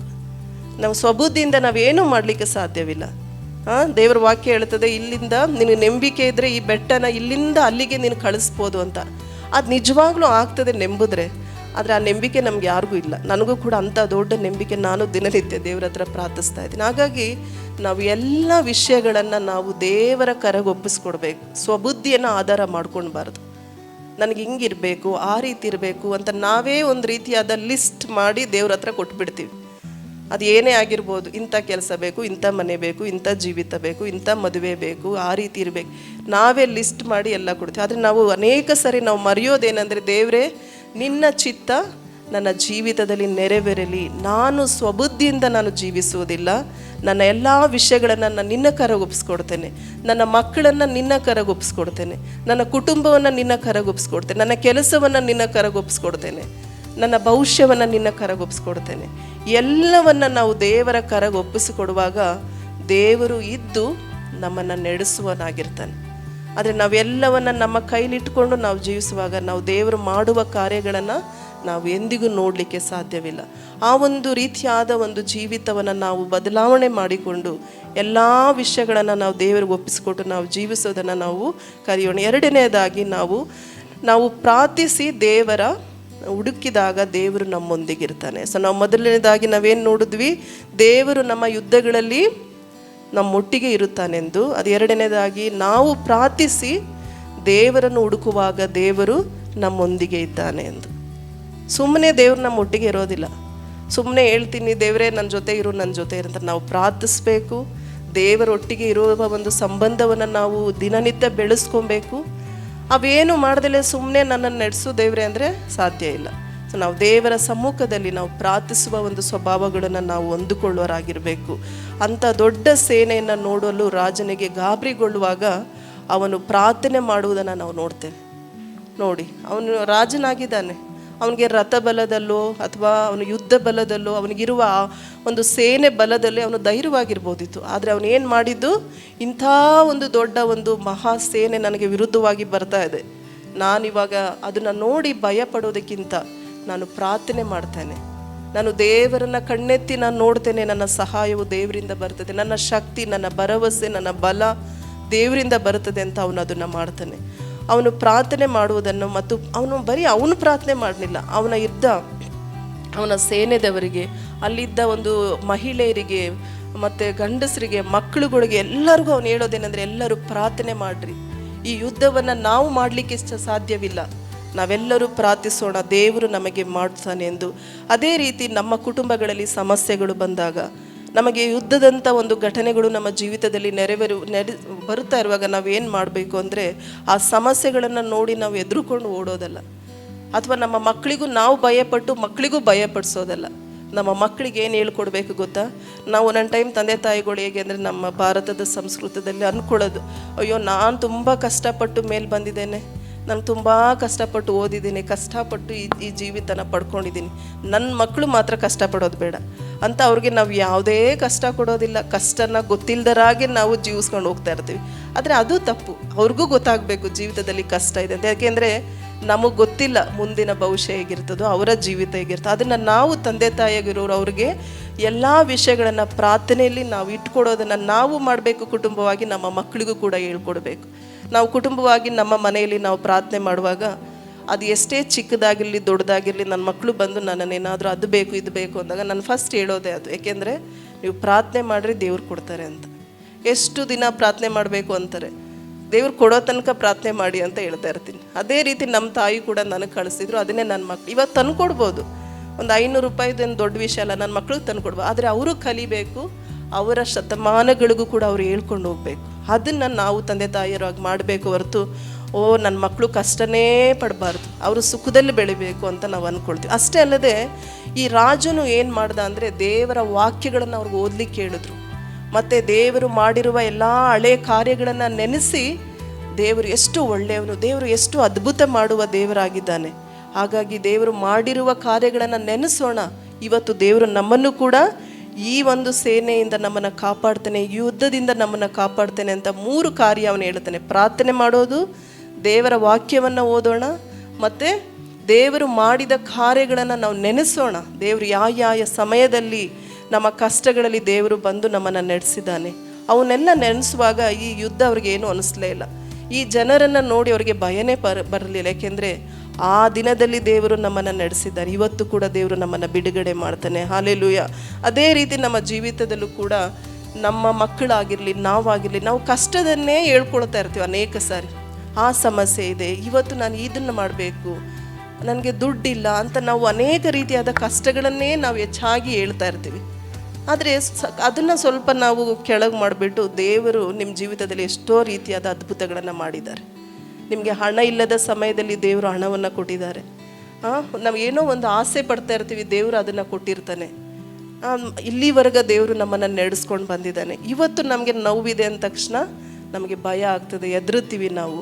ಅದಕ್ಕೆ ನಾವು ಏನು ಮಾಡಬೇಕು ಅಂದರೆ, ನಾವು ದಿನನಿತ್ಯ ಈ ಒಂದು ಜೀವಿತವನ್ನು ನಾವು ರೂಢಿ ಮಾಡ್ಕೋಬೇಕು. ಕುಟುಂಬವಾಗಿ ನಾವು ಪ್ರಾರ್ಥನೆ ಮಾಡುವಾಗ ಮಕ್ಕಳಿಗೆ ನಾವು ಹೇಳಬೇಕು, ನನಗೆ ಅದು ಬಟ್ಟೆ ಇಲ್ಲ ಅಥವಾ ಬೆನ್ನಿಲ್ಲ, ಏನೋ ಒಂದು ಮಕ್ಕಳು ಹೇಳುವಾಗ ನಾವು ಹೇಳಬೇಕು, ಅವತ್ತು ದೇವರು ನಿನಗೆ ಕೊಟ್ಟಿಲ್ವಾ, ಅವತ್ತು ದೇವರು ನಮ್ಮನ್ನು ನಡೆಸಿಲ್ವಾ, ಆ ದಿನದಲ್ಲಿ ದೇವರು ನಮ್ಮನ್ನು ಒಂದು ಊರಿಂದ ಇನ್ನೊಂದು ಕರ್ಕೊಂಡು ಬಂದರು, ಅವಾಗ ನಮ್ಗೆ ಏನೂ ಇರಲಿಲ್ಲ, ದೇವರು ಇವತ್ತು ನಮಗೆ ಎಲ್ಲ ಕೆಲಸ ಕೊಟ್ಟಿಲ್ವಾ, ಮನೆ ಕೊಟ್ಟಿಲ್ವಾ, ನಮ್ಮ ಜೀವಿತವನ್ನು ಬದಲಾವಣೆ ಮಾಡಿಲ್ವಾ, ಇವತ್ತು ದೇವರು ನಮ್ಮನ್ನು ಕೈ ಬಿಡಲ್ಲ ಅಂತ ನಾವು ಹೇಳುವಾಗ ಇದು ದೇವರಲ್ಲಿ ನಾವು ಪ್ರಾರ್ಥಿಸುವುದು, ಇದು ದೇವರಲ್ಲಿ ನಾವು ಯಾವಾಗಲೂ ನಾವು ದೇವರನ್ನು ಹೊಂದಿಕೊಂಡು ಜೀವಿಸುವುದಾಗಿರುತ್ತದೆ. ಹೀಗಾಗಿ ಈ ರೀತಿಯಾದ ಒಂದು ಅಭ್ಯಾಸಗಳನ್ನು ನಾವು ಮಾಡುವಾಗ ನಮ್ಮ ಕಷ್ಟಗಳು ನಾವು ಭಯಪಡೋದಿಲ್ಲ. ಅವನಿಗೆ ಗೊತ್ತಿತ್ತು, ರಾಜನಿಗೆ ಒಂದು ಸಮುದ್ರವನ್ನು 2 ಭಾಗ ಮಾಡಿ ಇಸ್ರಾಯೇಲರನ್ನು ಕಳಿಸಿದ್ದಾನೆ. ಬಂಡೆಯಿಂದ ದೇವರು ನೀರನ್ನು ಕೊಟ್ಟಿದ್ದಾನೆ. ಪರಲೋಕದಿಂದ ಮನ್ನ ಊಟವನ್ನು ಕೊಟ್ಟಿರುವ ದೇವರು ಇವತ್ತು ಇಂಥ ದೊಡ್ಡ ಒಂದು ಸೇನೆಯಿಂದ ನನ್ನನ್ನು ಕಾಪಾಡಲ್ವಾ, ನನ್ನವರನ್ನು ಕಾಪಾಡಲ್ವಾ ಅಂತ ರಾಜನಿಗೆ ದೇವ್ರ ಬಗ್ಗೆ ಚೆನ್ನಾಗಿ ಗೊತ್ತಿತ್ತು. ಅದೇ ರೀತಿ ದೇವರು ನಮ್ಮ ಜೀವಿತಗಳಲ್ಲಿ ಇಲ್ಲಿವರೆಗೆ, ಇವತ್ತು ನಿಮಗೆ 30 ವರ್ಷ ಆಗಿರ್ಬೋದು, ಅಥವಾ ನಿಮಗೆ 40 ವರ್ಷ ಆಗಿರ್ಬೋದು, 60 ವರ್ಷ ಆಗಿರ್ಬೋದು, ಇಲ್ಲಿವರೆಗೆ ದೇವರು ನಿಮ್ಮನ್ನು ಕಾಪಾಡಿದ ದೇವರು ಇನ್ನು ಮುಂದೆಯೂ ನಿಮ್ಮನ್ನು ನಡೆಸಲಿಕ್ಕೆ ದೇವರು ಶಕ್ತನಾಗಿದ್ದಾನೆ. ಅದು ನಾವೇನು ಮಾಡಬೇಕು ಅಂದರೆ, ದೇವರು ಮಾಡುವುದನ್ನು ನಾವು ಅನುಭವಿಸ್ಬೇಕು ಅಂದರೆ ನಮ್ಮ ಜೀವಿತವನ್ನು ದೇವ್ರ ಕರೆಗೆ ನಾವು ಒಪ್ಪಿಸ್ಕೊಡುವಾಗ ದೇವರು ನಮ್ಮನ್ನು ನಡೆಸಲಿಕ್ಕೆ ಶಕ್ತನಾಗಿರ್ತಾನೆ. ಮತ್ತು ಅವರು ವಾಗ್ದಾನಗಳನ್ನು ನೆನೆಸಿದ್ರು, ದೇವರ ವಾಕ್ಯಗಳನ್ನು ನೆನೆಸಿ ಅದರ ಮುಖಾಂತರ ಅವರು ಧೈರ್ಯವನ್ನು ಹೊಂದ್ಕೊಂಡ್ರು. ನಾವು ಕೂಡ ಸುಮ್ಮನೆ ನಾವು ಸಭೆಗೆ ಬಂದು ಹಾಡು ಹೇಳ್ಕೊಂಡು ಹೋಗಿ ನಮ್ಮ ಸುಮ್ಮನೆ ಹೇಗೋ ದೇವ್ರ ವಾಕ್ಯ ಇದೆ ಅಂತ ನಾವು ಆ ಥರ ಜೀವಿಸೋದ್ರಿಂದ ನಮ್ಗೆ ಯಾವ ಬದಲಾವಣೆಗಳು ಆಗೋದಿಲ್ಲ. ನಾವು ದೇವರಲ್ಲಿ ದಿನನಿತ್ಯ ಪ್ರಾರ್ಥಿಸಬೇಕು. ದೇವರ ವಾಕ್ಯಗಳನ್ನು, ದೇವರು ಮಾಡಿರೋ ವಾಗ್ದಾನಗಳನ್ನು ನಾವು ನೋಡಿ, ದೇವರ ವಾಕ್ಯಗಳನ್ನು ನಾವು ಅದನ್ನು ನಮ್ಮ ಜೀವಿತಕ್ಕೆ ನಾವು ಅಳವಡಿಸ್ಕೊಳ್ಳುವಾಗ ನಮ್ಮಲ್ಲಿ ಇನ್ನೂ ನಂಬಿಕೆ ಬರ್ತದೆ, ಇನ್ನೂ ಹೆಚ್ಚಾದ ಒಂದು ದೇವರಲ್ಲಿ ಬೆಳೆಯುವ ಒಂದು ಅನುಭವವನ್ನು ನಾವು ನೋಡ್ತೇವೆ. ಸುಮ್ಮನೆ ನಾವು ಹೇಗೋ ಆಗೋ ಜೀವನ ಮಾಡಿದ್ರೆ ನಾವು ಯಾವ ಆಶೀರ್ವಾದವನ್ನು ಕಾಣಲಿಕ್ಕೆ ಸಾಧ್ಯವಿಲ್ಲ. ದೇವರ ವಾಕ್ಯ ತುಂಬ ಮುಖ್ಯವಾದದ್ದು. ನೀವು ಸೋತೋದಾಗ, ನೀವು ಕಷ್ಟ ನೋವಲ್ಲಿರುವಾಗ ನಿಮ್ಮ ಪಕ್ಕದಲ್ಲಿ ಯಾರು ಬಂದು ನಿಮ್ಮನ್ನು ಮಾತಾಡಿಸ್ದೇ ಹೋದರೂ ದೇವರ ವಾಕ್ಯ ನಿಮಗೆ ಗೊತ್ತಿರುತ್ತಲ್ಲ, ದೇವರ ವಾಕ್ಯನ ನೀವು ಓದಿರ್ತೀರ, ಆ ವಾಕ್ಯಗಳು ನಿಮಗೆ ಒಂದು ಜೀವವಾಗಿ ನಿಮ್ಮ ಹೃದಯಕ್ಕೆ ಬರ್ತಾ ಇರ್ತದೆ. ಭಯಪಡಬೇಡ ಮಗನೇ, ದೇವರ ವಾಕ್ಯ ಇದೆ. ನಾವು ಕಷ್ಟದಲ್ಲಿರುವಾಗ ಆ ವಾಕ್ಯಗಳು ನಮಗೆ ಬಲವನ್ನು ಕೊಡ್ತದೆ. ಕಣ್ಣೆತ್ತಿ ಪರ್ವತವನ್ನು ನಾನು ನೋಡ್ತೇನೆ, ನನಗಿವತ್ತು ಸಂಕಟ ಇರ್ಬೋದು, ನನಗೆ ಹಣ ಇಲ್ಲದೆ ಇರ್ಬೋದು, ಕಷ್ಟದಲ್ಲಿರ್ಬೋದು, ಆದರೆ ದೇವರ ವಾಕ್ಯನೇ ಹೇಳುತ್ತದೆ, ಕಣ್ಣೆತ್ತಿ ಪರ್ವತವನ್ನು ನಾನು ನೋಡ್ತೇನೆ, ನನ್ನ ಸಹಾಯವು ಭೂಮಿ ಆಕಾಶಗಳನ್ನು ಸೃಷ್ಟಿ ಮಾಡಿದ ಯೆಹೋವನಿಂದಲೇ. ಎಷ್ಟು ಸುಂದರವಾದ ದೇವರ ವಾಕ್ಯ. ಈ ವಾಕ್ಯಗಳು ನಮ್ಮ ಹೃದಯದಲ್ಲಿ ಬರುವಾಗ, ನಮ್ಮ ಕಿವಿಗೆ ಬರುವಾಗ ಇದು ದೊಡ್ಡ ಒಂದು ಧೈರ್ಯವನ್ನು ತುಂಬುತ್ತದೆ. ಅದಕ್ಕೆ ನಮಗೆ ದೇವರ ವಾಕ್ಯ ಅಗತ್ಯ ಇದೆ. ದೇವರ ವಾಕ್ಯವನ್ನು ನಾವು ಓದಬೇಕು.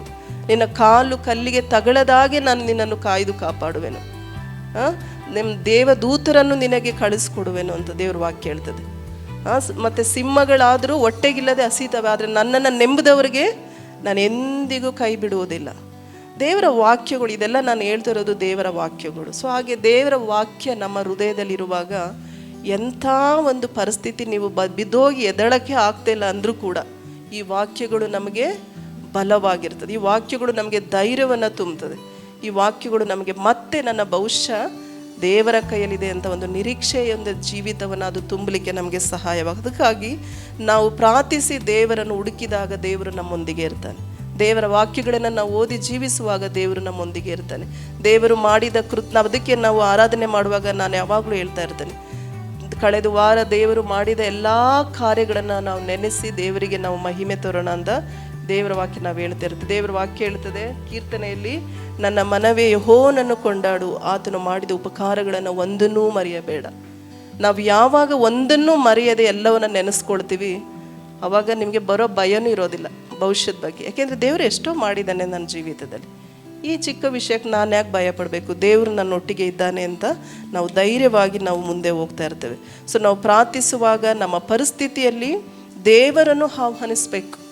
ನಾವು ಪ್ರಾರ್ಥನೆ ಮಾಡ್ತೀವಲ್ಲ, ಸುಮ್ಮನೆ ನೀವು ಪ್ರಾರ್ಥನೆ ಮಾಡಿ ನೀವು ಇದು ಮಾಡ, ದೇವರನ್ನು ಅಲ್ಲಿ ಆಹ್ವಾನಿಸ್ಬೇಕು. ದೇವರೇ, ಈ ಪ್ರಾರ್ಥನೆ ನಾನು ಮಾಡ್ತಾ ಇದ್ದೀನಿ, ನೀನು ಬಾ, ನನ್ನ ಸಮ್ಮುಖದಲ್ಲಿ ನೀನು ಬಾ, ನನ್ನ ಪ್ರಾರ್ಥನೆಯನ್ನು ಲಾಲಿಸು ಅಂತ ನಾನು ದೇವ್ರ ಹತ್ರ ಕೇಳ್ಕೋಬೇಕು. ನಾನು ಈ ಥರ ನಾನು ಮಾಡ್ತೀನಿ. ಆ್ಯಕ್ಚುಲಿ ನನ್ನ ಮನೇಲಿ ನಾನು ಪ್ರಾರ್ಥನೆ ಮಾಡುವಾಗ ನಾನು ರೂಮ್ ಲಾಕ್ ಹಾಕ್ಕೊಂಡು ನಾನೊಂದು ಚೇರ್ ಇಟ್ಕೊಳ್ತೀನಿ ಮುಂದೆ. ನನ್ನ ಒಂದು ಅದು ನನ್ನ ಒಂದು ನಂಬಿಕೆ. ನನಗೆ ಆ ಥರ ಒಂದು ಚೇರ್ ಇಟ್ಕೊಂಡು ನಾನು ಅಲ್ಲಿ ನೋಡೋದೇನೆಂದರೆ, ದೇವರು ನನ್ನ ಹತ್ರ ಅಲ್ಲಿ ಕೂತಿದ್ದಾರೆ. ನನ್ನ ಎಲ್ಲ ಪರಿಸ್ಥಿತಿಗಳು, ನನ್ನ ಎಲ್ಲ ಸಂಕಟ, ನನ್ನ ನೋವುಗಳು ಎಲ್ಲವನ್ನು ನಾನು ದೇವ್ರ ಹತ್ರ ಹೇಳ್ಕೋಬೋದು ಅನ್ನೋ ನಂಬಿಕೆಯಿಂದ ನಾನು ಅದನ್ನು ಪ್ರಾಕ್ಟೀಸ್ ಮಾಡ್ಕೊಳ್ತೆ. ಅಲ್ಲಿ ಯಾರು ಇರೋದಿಲ್ಲ, ಆದರೆ ನನ್ನ ಒಂದು ನಂಬಿಕೆ, ನನ್ನ ಒಂದು ಪವಿತ್ರಾತ್ಮನ ಒಂದು ಸಹಾಯದಿಂದ ದೇವರಲ್ಲಿದ್ದಾರೆ. ನಾನು ಎಲ್ಲವನ್ನು ಹೇಳ್ಕೋಬೋದು. ಅದೆಷ್ಟೇ ಕಷ್ಟವಾಗಿರ್ಬೋದು, ಎಷ್ಟೇ ನೋವಾಗಿರ್ಬೋದು, ಎಷ್ಟು ಅಸಹ್ಯವಾಗಿರ್ಬೋದು, ನನ್ನ ದೇವರು ನನ್ನನ್ನು ಪ್ರೀತಿಸ್ತಾನೆ ಅಂತ ಆ ಒಂದು ಸ್ವಭಾವ ನಾನು ಮಾಡ್ಕೊಂಡಿದ್ದೇನೆ. ಹಾಗಾಗಿ ನೀವು ಪ್ರಾರ್ಥನೆ ಮಾಡುವಾಗ ದೇವರನ್ನು ನೀವು ಆಹ್ವಾನಿಸ್ಬೇಕು. ಸುಮ್ಮನೆ ನಾವು ಪ್ರಾರ್ಥನೆ ನಂಬಬೇಕು, ದೇವರ ಒಂದು ಪ್ರಸನ್ನತೆ ಇಲ್ಲಿದೆ, ದೇವರು ನನ್ನ ಪ್ರಾರ್ಥನೆಯನ್ನು ಕೇಳ್ತಾನೆ ಅಂತ. ಸೊ ದೇವರು ನಮಗೆ ಶಕ್ತಿ ಇಲ್ಲ ಎಂದು ನಾವು ಬೇಡುವಾಗ ದೇವರು ನಮ್ಮ ಪರಿಸ್ಥಿತಿಯನ್ನು ನೋಡಿ ನಮಗೆ ಶಕ್ತಿಯನ್ನು ಕೊಡ್ತಾರೆ. ಆದರೆ ನಾವು ಹೇಳಬೇಕು. ನಾನು ಅವಾಗಲೇ ಹೇಳಿದ ರೀತಿಯಲ್ಲಿ ನಾವು ಎಷ್ಟೋ ಸರಿ ಹೇಳೋದೇ ಇಲ್ಲ. ನನಗೆ ಭಾಳ ಶಕ್ತಿ ಇದೆ ಅನ್ನಂಗೆ ನಾವು ತೋರಿಸ್ಕೊಳ್ತೀವಿ. ಬೇರೆಯವ್ರ ಮುಂದೆ ನಾನು ಯಾಕೆ ಈ ಥರ ಇರಬೇಕು, ಆ ಥರ ಇರಬೇಕು ಅಂತ. ಆದರೆ ದೇವ್ರ ಮುಂದೆ ನಾವು ಆ ರೀತಿಯಾದ ಒಂದು ಹೆಮ್ಮೆಯಿಂದ ಇರೋ ಅಗತ್ಯ ಇಲ್ಲ. ಜನಗಳ ಮಧ್ಯೆ ನಾವು ಇರ್ತೀವಿ, ನನಗೇನು ಕಡಿಮೆ ಅನ್ನೋ ರೀತಿ. ಆದರೆ ದೇವ್ರ ಮುಂದೆ ನಾವಾಗಿರೋಣ. ಅವ್ರ ಮುಂದೆ ನಾವು ಯಾವುದೇ ರೀತಿ ಆ್ಯಕ್ಟಿಂಗ್ ಮಾಡೋದು ಬೇಕಾಗಿಲ್ಲ. ದೇವ್ರಿಗೆಲ್ಲ ಗೊತ್ತು ನಮ್ಮ ಬಗ್ಗೆ. ದೇವ್ರ ಮುಂದೆ ನಾನು ಪರಿಶುದ್ಧಳಾಗಿ ಆ್ಯಕ್ಟಿಂಗ್ ಮಾಡೋದು ಅಥವಾ ನಾನು ಏನೂ ಮಾಡಿಲ್ಲ ಅನ್ನೋ ರೀತಿ ದೇವ್ರ ಮುಂದೆ ನಾವು ಇರೋದು ಬೇಕಾಗಿಲ್ಲ. ದೇವರಿಗೆ ನಮ್ಮ ಬಗ್ಗೆ ಚೆನ್ನಾಗಿ ತಿಳ್ಕೊಂಡಿದ್ದಾರೆ. ನಾವು ಹೇಗಿದ್ದೀವೋ ಹಾಗೆ ದೇವರು ನಮ್ಮನ್ನು ಪ್ರೀತಿಸುವ ದೇವರಾಗಿದ್ದಾನೆ. ಹಾಗಾಗಿ ದೇವರನ್ನು ನಾವು ಆಹ್ವಾನಿಸುವಾಗ ದೇವರು ನಮ್ಮ ಪ್ರಾರ್ಥನೆಯನ್ನು ಲಾಲಿಸ್ತಾನೆ. ನಮ್ಮ ಸಮ್ಮುಖದಲ್ಲಿ ದೇವರ ಪ್ರಸನ್ನತೆ ಇರ್ತದೆ. ಸೊ ಪ್ರಾರ್ಥನೆ ಅದೇನು ಕಠಿಣವಾದದ್ದಲ್ಲ. ಪ್ರಾರ್ಥನೆ ಮಾಡೋದು ತುಂಬ ಕಷ್ಟವಾಗಿ ಹೇಗಪ್ಪ ಪ್ರಾರ್ಥನೆ ಮಾಡೋದು ಅಂತ ಇಲ್ಲ. ನೀವು ಒಬ್ಬರ ಹತ್ರ ನೀವು ಒಂದು ನಂಬಿಕೆಯನ್ನು ನೀವು ಹೊಂದ್ಕೊಳ್ತೀರ. ಈಗ ಒಂದು ಸಿಸ್ಟ್ರು, ಮಂಜುಳಾ ಸಿಸ್ಟ್ರು ನನ್ನ ಹತ್ರ ಮಾತಾಡ್ತಾರೆ. ಯಾಕೆಂದರೆ ಸಿಸ್ಟ್ರ್ ಹತ್ರ ನಾನು ಏನಾದರೂ ಹೇಳ್ಕೊಬೋದು ಅಂತ. ಆ ನಂಬಿಕೆ ಬರೀ ನನ್ನ ಮೇಲಿದೆ. ಅದೇ ರೀತಿ ನಾವು ದೇವರೊಟ್ಟಿಗೆ ಹೇಳ್ಕೊಳ್ಳೋದು ಅಷ್ಟೇ ಪ್ರಾರ್ಥನೆ ಅಂದರೆ. ಅಲ್ಲಿ ಏನು ಆ ಮಾತು ಹೇಳಬೇಕು, ಈ ಮಾತು ಹೇಳಬೇಕು, ಹಂಗಿರಬೇಕು, ಈಗಿರಬೇಕು ಅಂತ ಏನೂ ಇಲ್ಲ. ನಾವು ಯಾವ ರೀತಿ ಒಬ್ಬ ವ್ಯಕ್ತಿ ಹತ್ರ ನಾವು ನಂಬಿಕೆಯಿಂದ ಎಲ್ಲ ತೊಂದರೆಗಳನ್ನು ಹೇಳ್ಕೊಳ್ತೀವೋ ಅದೇ ರೀತಿ ನಾವು ಬಾಯಿ ತೆರೆದು ನಾವು ದೇವರೊಟ್ಟಿಗೆ ಹೇಳ್ಕೊಳ್ಳುವಾಗ ಆ ಪ್ರಾರ್ಥನೆಯನ್ನು ದೇವರು ಲಾಲಿಸ್ತಾನೆ. ನಮ್ಮ ಪ್ರಾರ್ಥನೆಯಲ್ಲಿ ದೇವರು ತಪ್ಪನ್ನ ಹುಡ್ಕೊಂಡು ಕೂತ್ಕೊಳ್ಳಲ್ಲ. ಎಷ್ಟು ತಪ್ಪು ಮಾಡಿದೆ, ಈಗ ಮಾಡಬೇಕಿತ್ತು, ನೀನು ಹಾಗೆ ಮಾಡಬೇಕಿತ್ತು ಅಂತ. ಸೊ ಸಮಸ್ಯೆಗಳು ಬಂದಾಗ ಮೊದಲು ನಾವು ಆ ದೂರು ಕೊಡಬಾರ್ದು. ಬರೀ ದೂರ ಹೇಳೋದೇ ಅಲ್ಲ. ನಮ್ಮ ಸಮಸ್ಯೆಗಳು ಬಂದಾಗ ಅದರಿಂದ ನಾವು ಓಡಿ ಹೋಗೋದು ಕೂಡ ನಾವು ಮಾಡಿದ ಹಾಗೆ ನಾವು ಪ್ರಾರ್ಥಿಸಿ ದೇವರ ವಾಕ್ಯವನ್ನು ನಾವು ನಂಬುವಾಗ ದೇವರು ನಮಗೆ ಕಾರ್ಯವನ್ನು ಮಾಡಲಿಕ್ಕೆ ಶಕ್ತನಾಗಿದ್ದಾನೆ. ಸೊ ಮೂರನೇದಾಗಿ ನಾವು ನೋಡುವಾಗ ನಾವು ದೇವರಲ್ಲಿ ನಂಬಿಕೆಯಿಂದ ಇದ್ದಾಗ ದೇವರು ನಮ್ಮೊಂದಿಗಿದ್ದಾನೆ. ನಾವು ನಮ್ಮ ಜೊತೆ ದೇವರು, ನಮ್ಮ ಯುದ್ಧಗಳಲ್ಲಿ ದೇವರು ನಮ್ಮ ಜೊತೆ ಇದ್ದಾನೆ. ನಮ್ಮ ಪ್ರಾರ್ಥನೆ ಮಾಡುವಾಗ ದೇವರು ನಮ್ಮೊಂದಿಗೆ ಇದ್ದಾನೆ. ಮತ್ತು ನಾವು ದೇವರಲ್ಲಿ ನಂಬಿಕೆ ಇಟ್ಟಾಗ ದೇವರು ನಮ್ಮ ಮಧ್ಯದಲ್ಲಿದ್ದಾನೆ. ಸೊ ನಮ್ಮ ಸಮಸ್ಯೆಗಳು, ಯುದ್ಧ ಅಂದರೆ ನಮ್ಮ ಸಮಸ್ಯೆಗಳು, ಪ್ರಾರ್ಥನೆ ಮಾಡುವಾಗ ದೇವರು ನಮ್ಮೊಟ್ಟಿಗೆ ಇರ್ತಾನೆ. ನಾವು ನಂಬಿಕೆ ಇಟ್ಟಾಗ ದೇವರು ನಮ್ಮೊಟ್ಟಿಗೆ ಇರ್ತಾನೆ. ಸೊ ಇವೆರಡು ತುಂಬ ಮುಖ್ಯವಾದದ್ದು. ನಾವು ನಂಬಿಕೆನೇ ಇಲ್ಲ ಅಂತ ಪ್ರಾರ್ಥನೆ ಮಾಡಿದ್ರೆ ಆ ಪ್ರಾರ್ಥನೆ ಉತ್ತರ ಇಲ್ಲ. ನಂಬಿಕೆ ಮಾತ್ರ ಇರಲಿ ಅಂತ ದೇವ್ರ ವಾಕ್ಯ ಹೇಳ್ತದೆ. ಎಷ್ಟೋ ಜನರನ್ನು ದೇವರು ಯೇಸು ಸ್ವಾಮಿ ಲೋಕದಲ್ಲಿ ಜೀವಿಸುವಾಗ ಅನೇಕ ಅದ್ಭುತಗಳನ್ನು ದೇವರು ಮಾಡಿದ್ರು. ಆಗ ಅವರಲ್ಲೆಲ್ಲ ದೇವ್ರು ನೋಡಿದ್ದೇನೆ ಅಂದರೆ ನಿನ್ನ ನಂಬಿಕೆ ನಿನ್ನನ್ನು ಸ್ವಸ್ಥಪಡಿಸ್ತು ಅಂತ ದೇವ್ರು ಹೇಳ್ತಾರೆ. ಆ ಒಂದು ಕುಷ್ಠರೋಗಿ ಆಗಿರ್ಬೋದು, ಕಣ್ಣಿಲ್ದೆವುದರಿಗಾಗಿರ್ಬೋದು, ನಿನ್ನ ನಂಬಿಕೆಯೇ ನಿನ್ನನ್ನು ಸ್ವಸ್ಥಪಡಿಸಿದೆ ಅಂತ. ಅದೇ ನಂಬಿಕೆ ನಮ್ಮಲ್ಲಿರುವಾಗ ದೇವರು ನಮಗೂ ಸ್ವಸ್ಥತೆಯನ್ನು ಕೊಡ್ತಾರೆ. ನಮ್ಮ ಹೃದಯದ ಭಾರಗಳನ್ನು ದೇವರು ನೀಗಿಸಲು ಶಕ್ತನಾಗಿದ್ದಾನೆ. ಸೊ ಈ ರಾಜನು ಕೂಡ ಆತನ ಪ್ರಜೆಗಳಲ್ಲಿ ಅವರಲ್ಲಿ ಒಂದು ವಿಶೇಷವಿತ್ತು. ಏನಂದರೆ ಈ ರಾಜನಿಗೆ ಒಂದು ವಿಶೇಷವಾದ ಒಂದು ಅವನಲ್ಲಿ ಇತ್ತೇನೆಂದರೆ, ಅವ್ರಿಗೆ ಜಯ ಸಿಗೋದಕ್ಕಿಂತ ಮುಂಚೆನೇ ಅವ್ರು ಏನು ಮಾಡಿದ್ರು ಗೊತ್ತಾ? ಏನು ಮಾಡಿದ್ರು ಅವರು? ಎಲ್ಲರೂ ಏನು ಮಾಡಬೇಕು ಅಂತ ಹೇಳಿದ್ರು? ಅವ್ರ ಮಕ್ಕಳಿಗೆ ಎಲ್ಲರಿಗೂ ಪ್ರಾರ್ಥನೆ ಮಾಡಿರಿ, ದೇವರ ವಾಕ್ಯವನ್ನು ಓದ್ರಿ, ದೇವರು ಮಾಡಿದ ಕಾರ್ಯಗಳನ್ನು ನೆನೆಸ್ರಿ ಅಂತ ಹೇಳಿದ್ರು. ಈ ರಾಜನಲ್ಲಿ ಒಂದು ಇದು ನನಗೆ ತುಂಬ ಇಷ್ಟ. ಏನಂದರೆ, ನಾವು ಅನೇಕ ಸಾರಿ ನಮ್ಮ ಜೀವಿತದಲ್ಲಿ ಏನೋ ಕಾರ್ಯಗಳು ನಡೆದ ಮೇಲೆ ನಾವೇನು ಮಾಡ್ತೀವಿ? ಕೃತಜ್ಞತೆ ಹೇಳ್ತೀವಿ, ಜಯ ಬಂತು ಅಂತ ಹೇಳ್ತೀವಿ, ಸಂತೋಷವನ್ನು ಇದು ಮಾಡ್ತೀವಿ. ಆದರೆ ಈ ರಾಜನ ಏನು ಮಾಡ್ದ ಅಂದರೆ, ಅವನಿಗೆ ಇನ್ನೂ ಗೆಲುವು ಬರೋದಕ್ಕಿಂತ ಮುಂಚೆನೇ ಅವನು ದೇವರಿಗೆ ಕೃತಜ್ಞತೆಯನ್ನು ಸಲ್ಲಿಸುವುದನ್ನು ನಾವು ನೋಡ್ತೇವೆ. ನೋಡ್ರಿ ಹೇಗಿದೆ. ಕಷ್ಟದ ಪರಿಸ್ಥಿತಿಯಲ್ಲಿ ಅನೇಕ ಸಾರಿ ನಮಗೆ ದೇವರಿಗೆ ಕೃತಜ್ಞತೆ ಹೇಳಲಿಕ್ಕೆ ಆಗೋದಿಲ್ಲ. ದೇವರೇ ನೀವು ಥ್ಯಾಂಕ್ ಯು ಸೋ ಮಚ್, ನನಗೆ ಈ ಥರ ಕಷ್ಟ ಕೊಟ್ಟಿದ್ದಿಲ್ಲ ಅಂತ ನಮ್ಗೆ ಹೇಳೋಕ್ಕಾಗೋದಿಲ್ಲ. ಆದರೆ ಈ ರಾಜನ ಒಂದು ವಿಷಯದಲ್ಲಿ ನೋಡುವಾಗ ಅವನು ಸಮಸ್ಯೆಗಳನ್ನು ನೋಡ್ತಾ ಇದ್ದಾನೆ. ದೊಡ್ಡ ಒಂದು ಯುದ್ಧವು ಅವನ ವಿರೋಧವಾಗಿ ಬರ್ತಾ ಇದೆ. ಅದನ್ನು ನೋಡಿ ಅವನು ಪ್ರಾರ್ಥನೆ ಮಾಡೋದನ್ನು ನೋಡ್ತೇವೆ. ದೇವರನ್ನು ಕಣ್ಣೆತ್ತಿ ನೋಡ್ತಾನೆ, ಅವನು ದೇವರು ಮಾಡಿದ ಅದ್ಭುತಗಳನ್ನು ನೋಡ್ತಾನೆ. ಅಂಥ ಸಮಯದಲ್ಲಿ ದೇವರು ನಮಗೆ ಜಯ ಕೊಟ್ಟಿದ್ದಾನೆ. ಆ ಸಮಯದಲ್ಲಿ ನಾವು ಯುದ್ಧವನ್ನು ಗೆದ್ದಿದ್ದೇವೆ. ಈ ಸಮಯದಲ್ಲಿ ದೇವರು ನಮಗೆ ಜಯ ಕೊಡ್ತಾರೆ ಅನ್ನೋ ಒಂದು ನಿರೀಕ್ಷೆ, ನಂಬಿಕೆಯಿಂದ ಅವನಲ್ಲಿ ಇರುವುದನ್ನು ನಾವು ನೋಡ್ತೇವೆ. ಹಾಗಾಗಿ ಅವರಲ್ಲಿ ಜಯ ಸಿಗೋದಕ್ಕಿಂತ ಮುಂಚೆ ಅವರು ದೇವರ ಮುಂದೆ ಆರಾಧಿಸು, ಏಕೆಂದರೆ ಅವರಿಗೆ ನಂಬಿಕೆ ಇತ್ತು. ಏನಿತ್ತು? ಅವರಿಗೆ ನಂಬಿಕೆ ಇತ್ತು. ಈ ಒಂದು ಯುದ್ಧದಲ್ಲಿ ನನಗೆ ಜಯ ದೇವರು ಕೊಟ್ಟೇ ಕೊಡ್ತಾರೆ ಎಂದು ಅವರು ದೇವರನ್ನು ಸ್ತುತಿಸುವುದರ ಮುಖಾಂತರ ಅವರಲ್ಲಿ ಒಂದು ಧೈರ್ಯವನ್ನು ದೇವರು ಕೊಟ್ಟರು. ಅವರಲ್ಲಿ ಒಂದು ಕೃತಜ್ಞತೆಯಾದ ಮನಸ್ಸು ಅವರಲ್ಲಿ ಇರುವುದರಿಂದ ಅವರಿಗೆ ಒಂದು ಜಯವನ್ನು ಅವರು ಅನುಭವಿಸುವುದನ್ನು ನಾವು ನೋಡ್ತೇವೆ. ಸೊ ನಾವು ಕಷ್ಟ ಇದ್ದಾಗ ಕೂಡ ನಾವು ದೇವರನ್ನು ಸ್ತುತಿಸುವುದನ್ನು ಕಲಿಬೇಕು. ಸಮ್ಟೈಮ್ ಮಾಡ್ತೀವ ನಾವು ಆ ರೀತಿ ಟ್ರೈ ಮಾಡೋಣ. ಕಷ್ಟ ಇರುವಾಗಲೂ ಕೂಡ ದೇವರಿಗೆ ನಾವು ಸ್ತುತಿಸೋಣ. ನಮ್ಮ ಸಮಸ್ಯೆಗಳು ಬದಲಾವಣೆ ಆಗಿಲ್ಲ ಅಂದರೂ ಕೂಡ ನಾವು ದೇವರಿಗೆ ಸ್ತುತಿಸೋಣ. ನಾನು ಚಿಕ್ಕ ಹುಡುಗಿರುವಾಗ ನನಗೊಂದು ಘಟನೆ ನೆನಪಿದೆ. ಏನಂದರೆ, ನನ್ನ ತಾಯಿಗೆ ಚಳಿ ಜ್ವರ ಬಂದಿತ್ತು. ಅವ್ರಿಗೆ ಹಾಸ್ಪಿಟಲ್ ಕೂಡ ಹೋಗ್ಲಿಕ್ಕೆ ಆಗಲಿಲ್ಲ ಆ ದಿನದಲ್ಲಿ. ಅವಾಗ ನಾನು ನೋಡಿದೆ, ನಾನು ಚಿಕ್ಕ ಹುಡುಗಿರುವಾಗ ಅವ್ರು ಮಾಡಿದ್ನ.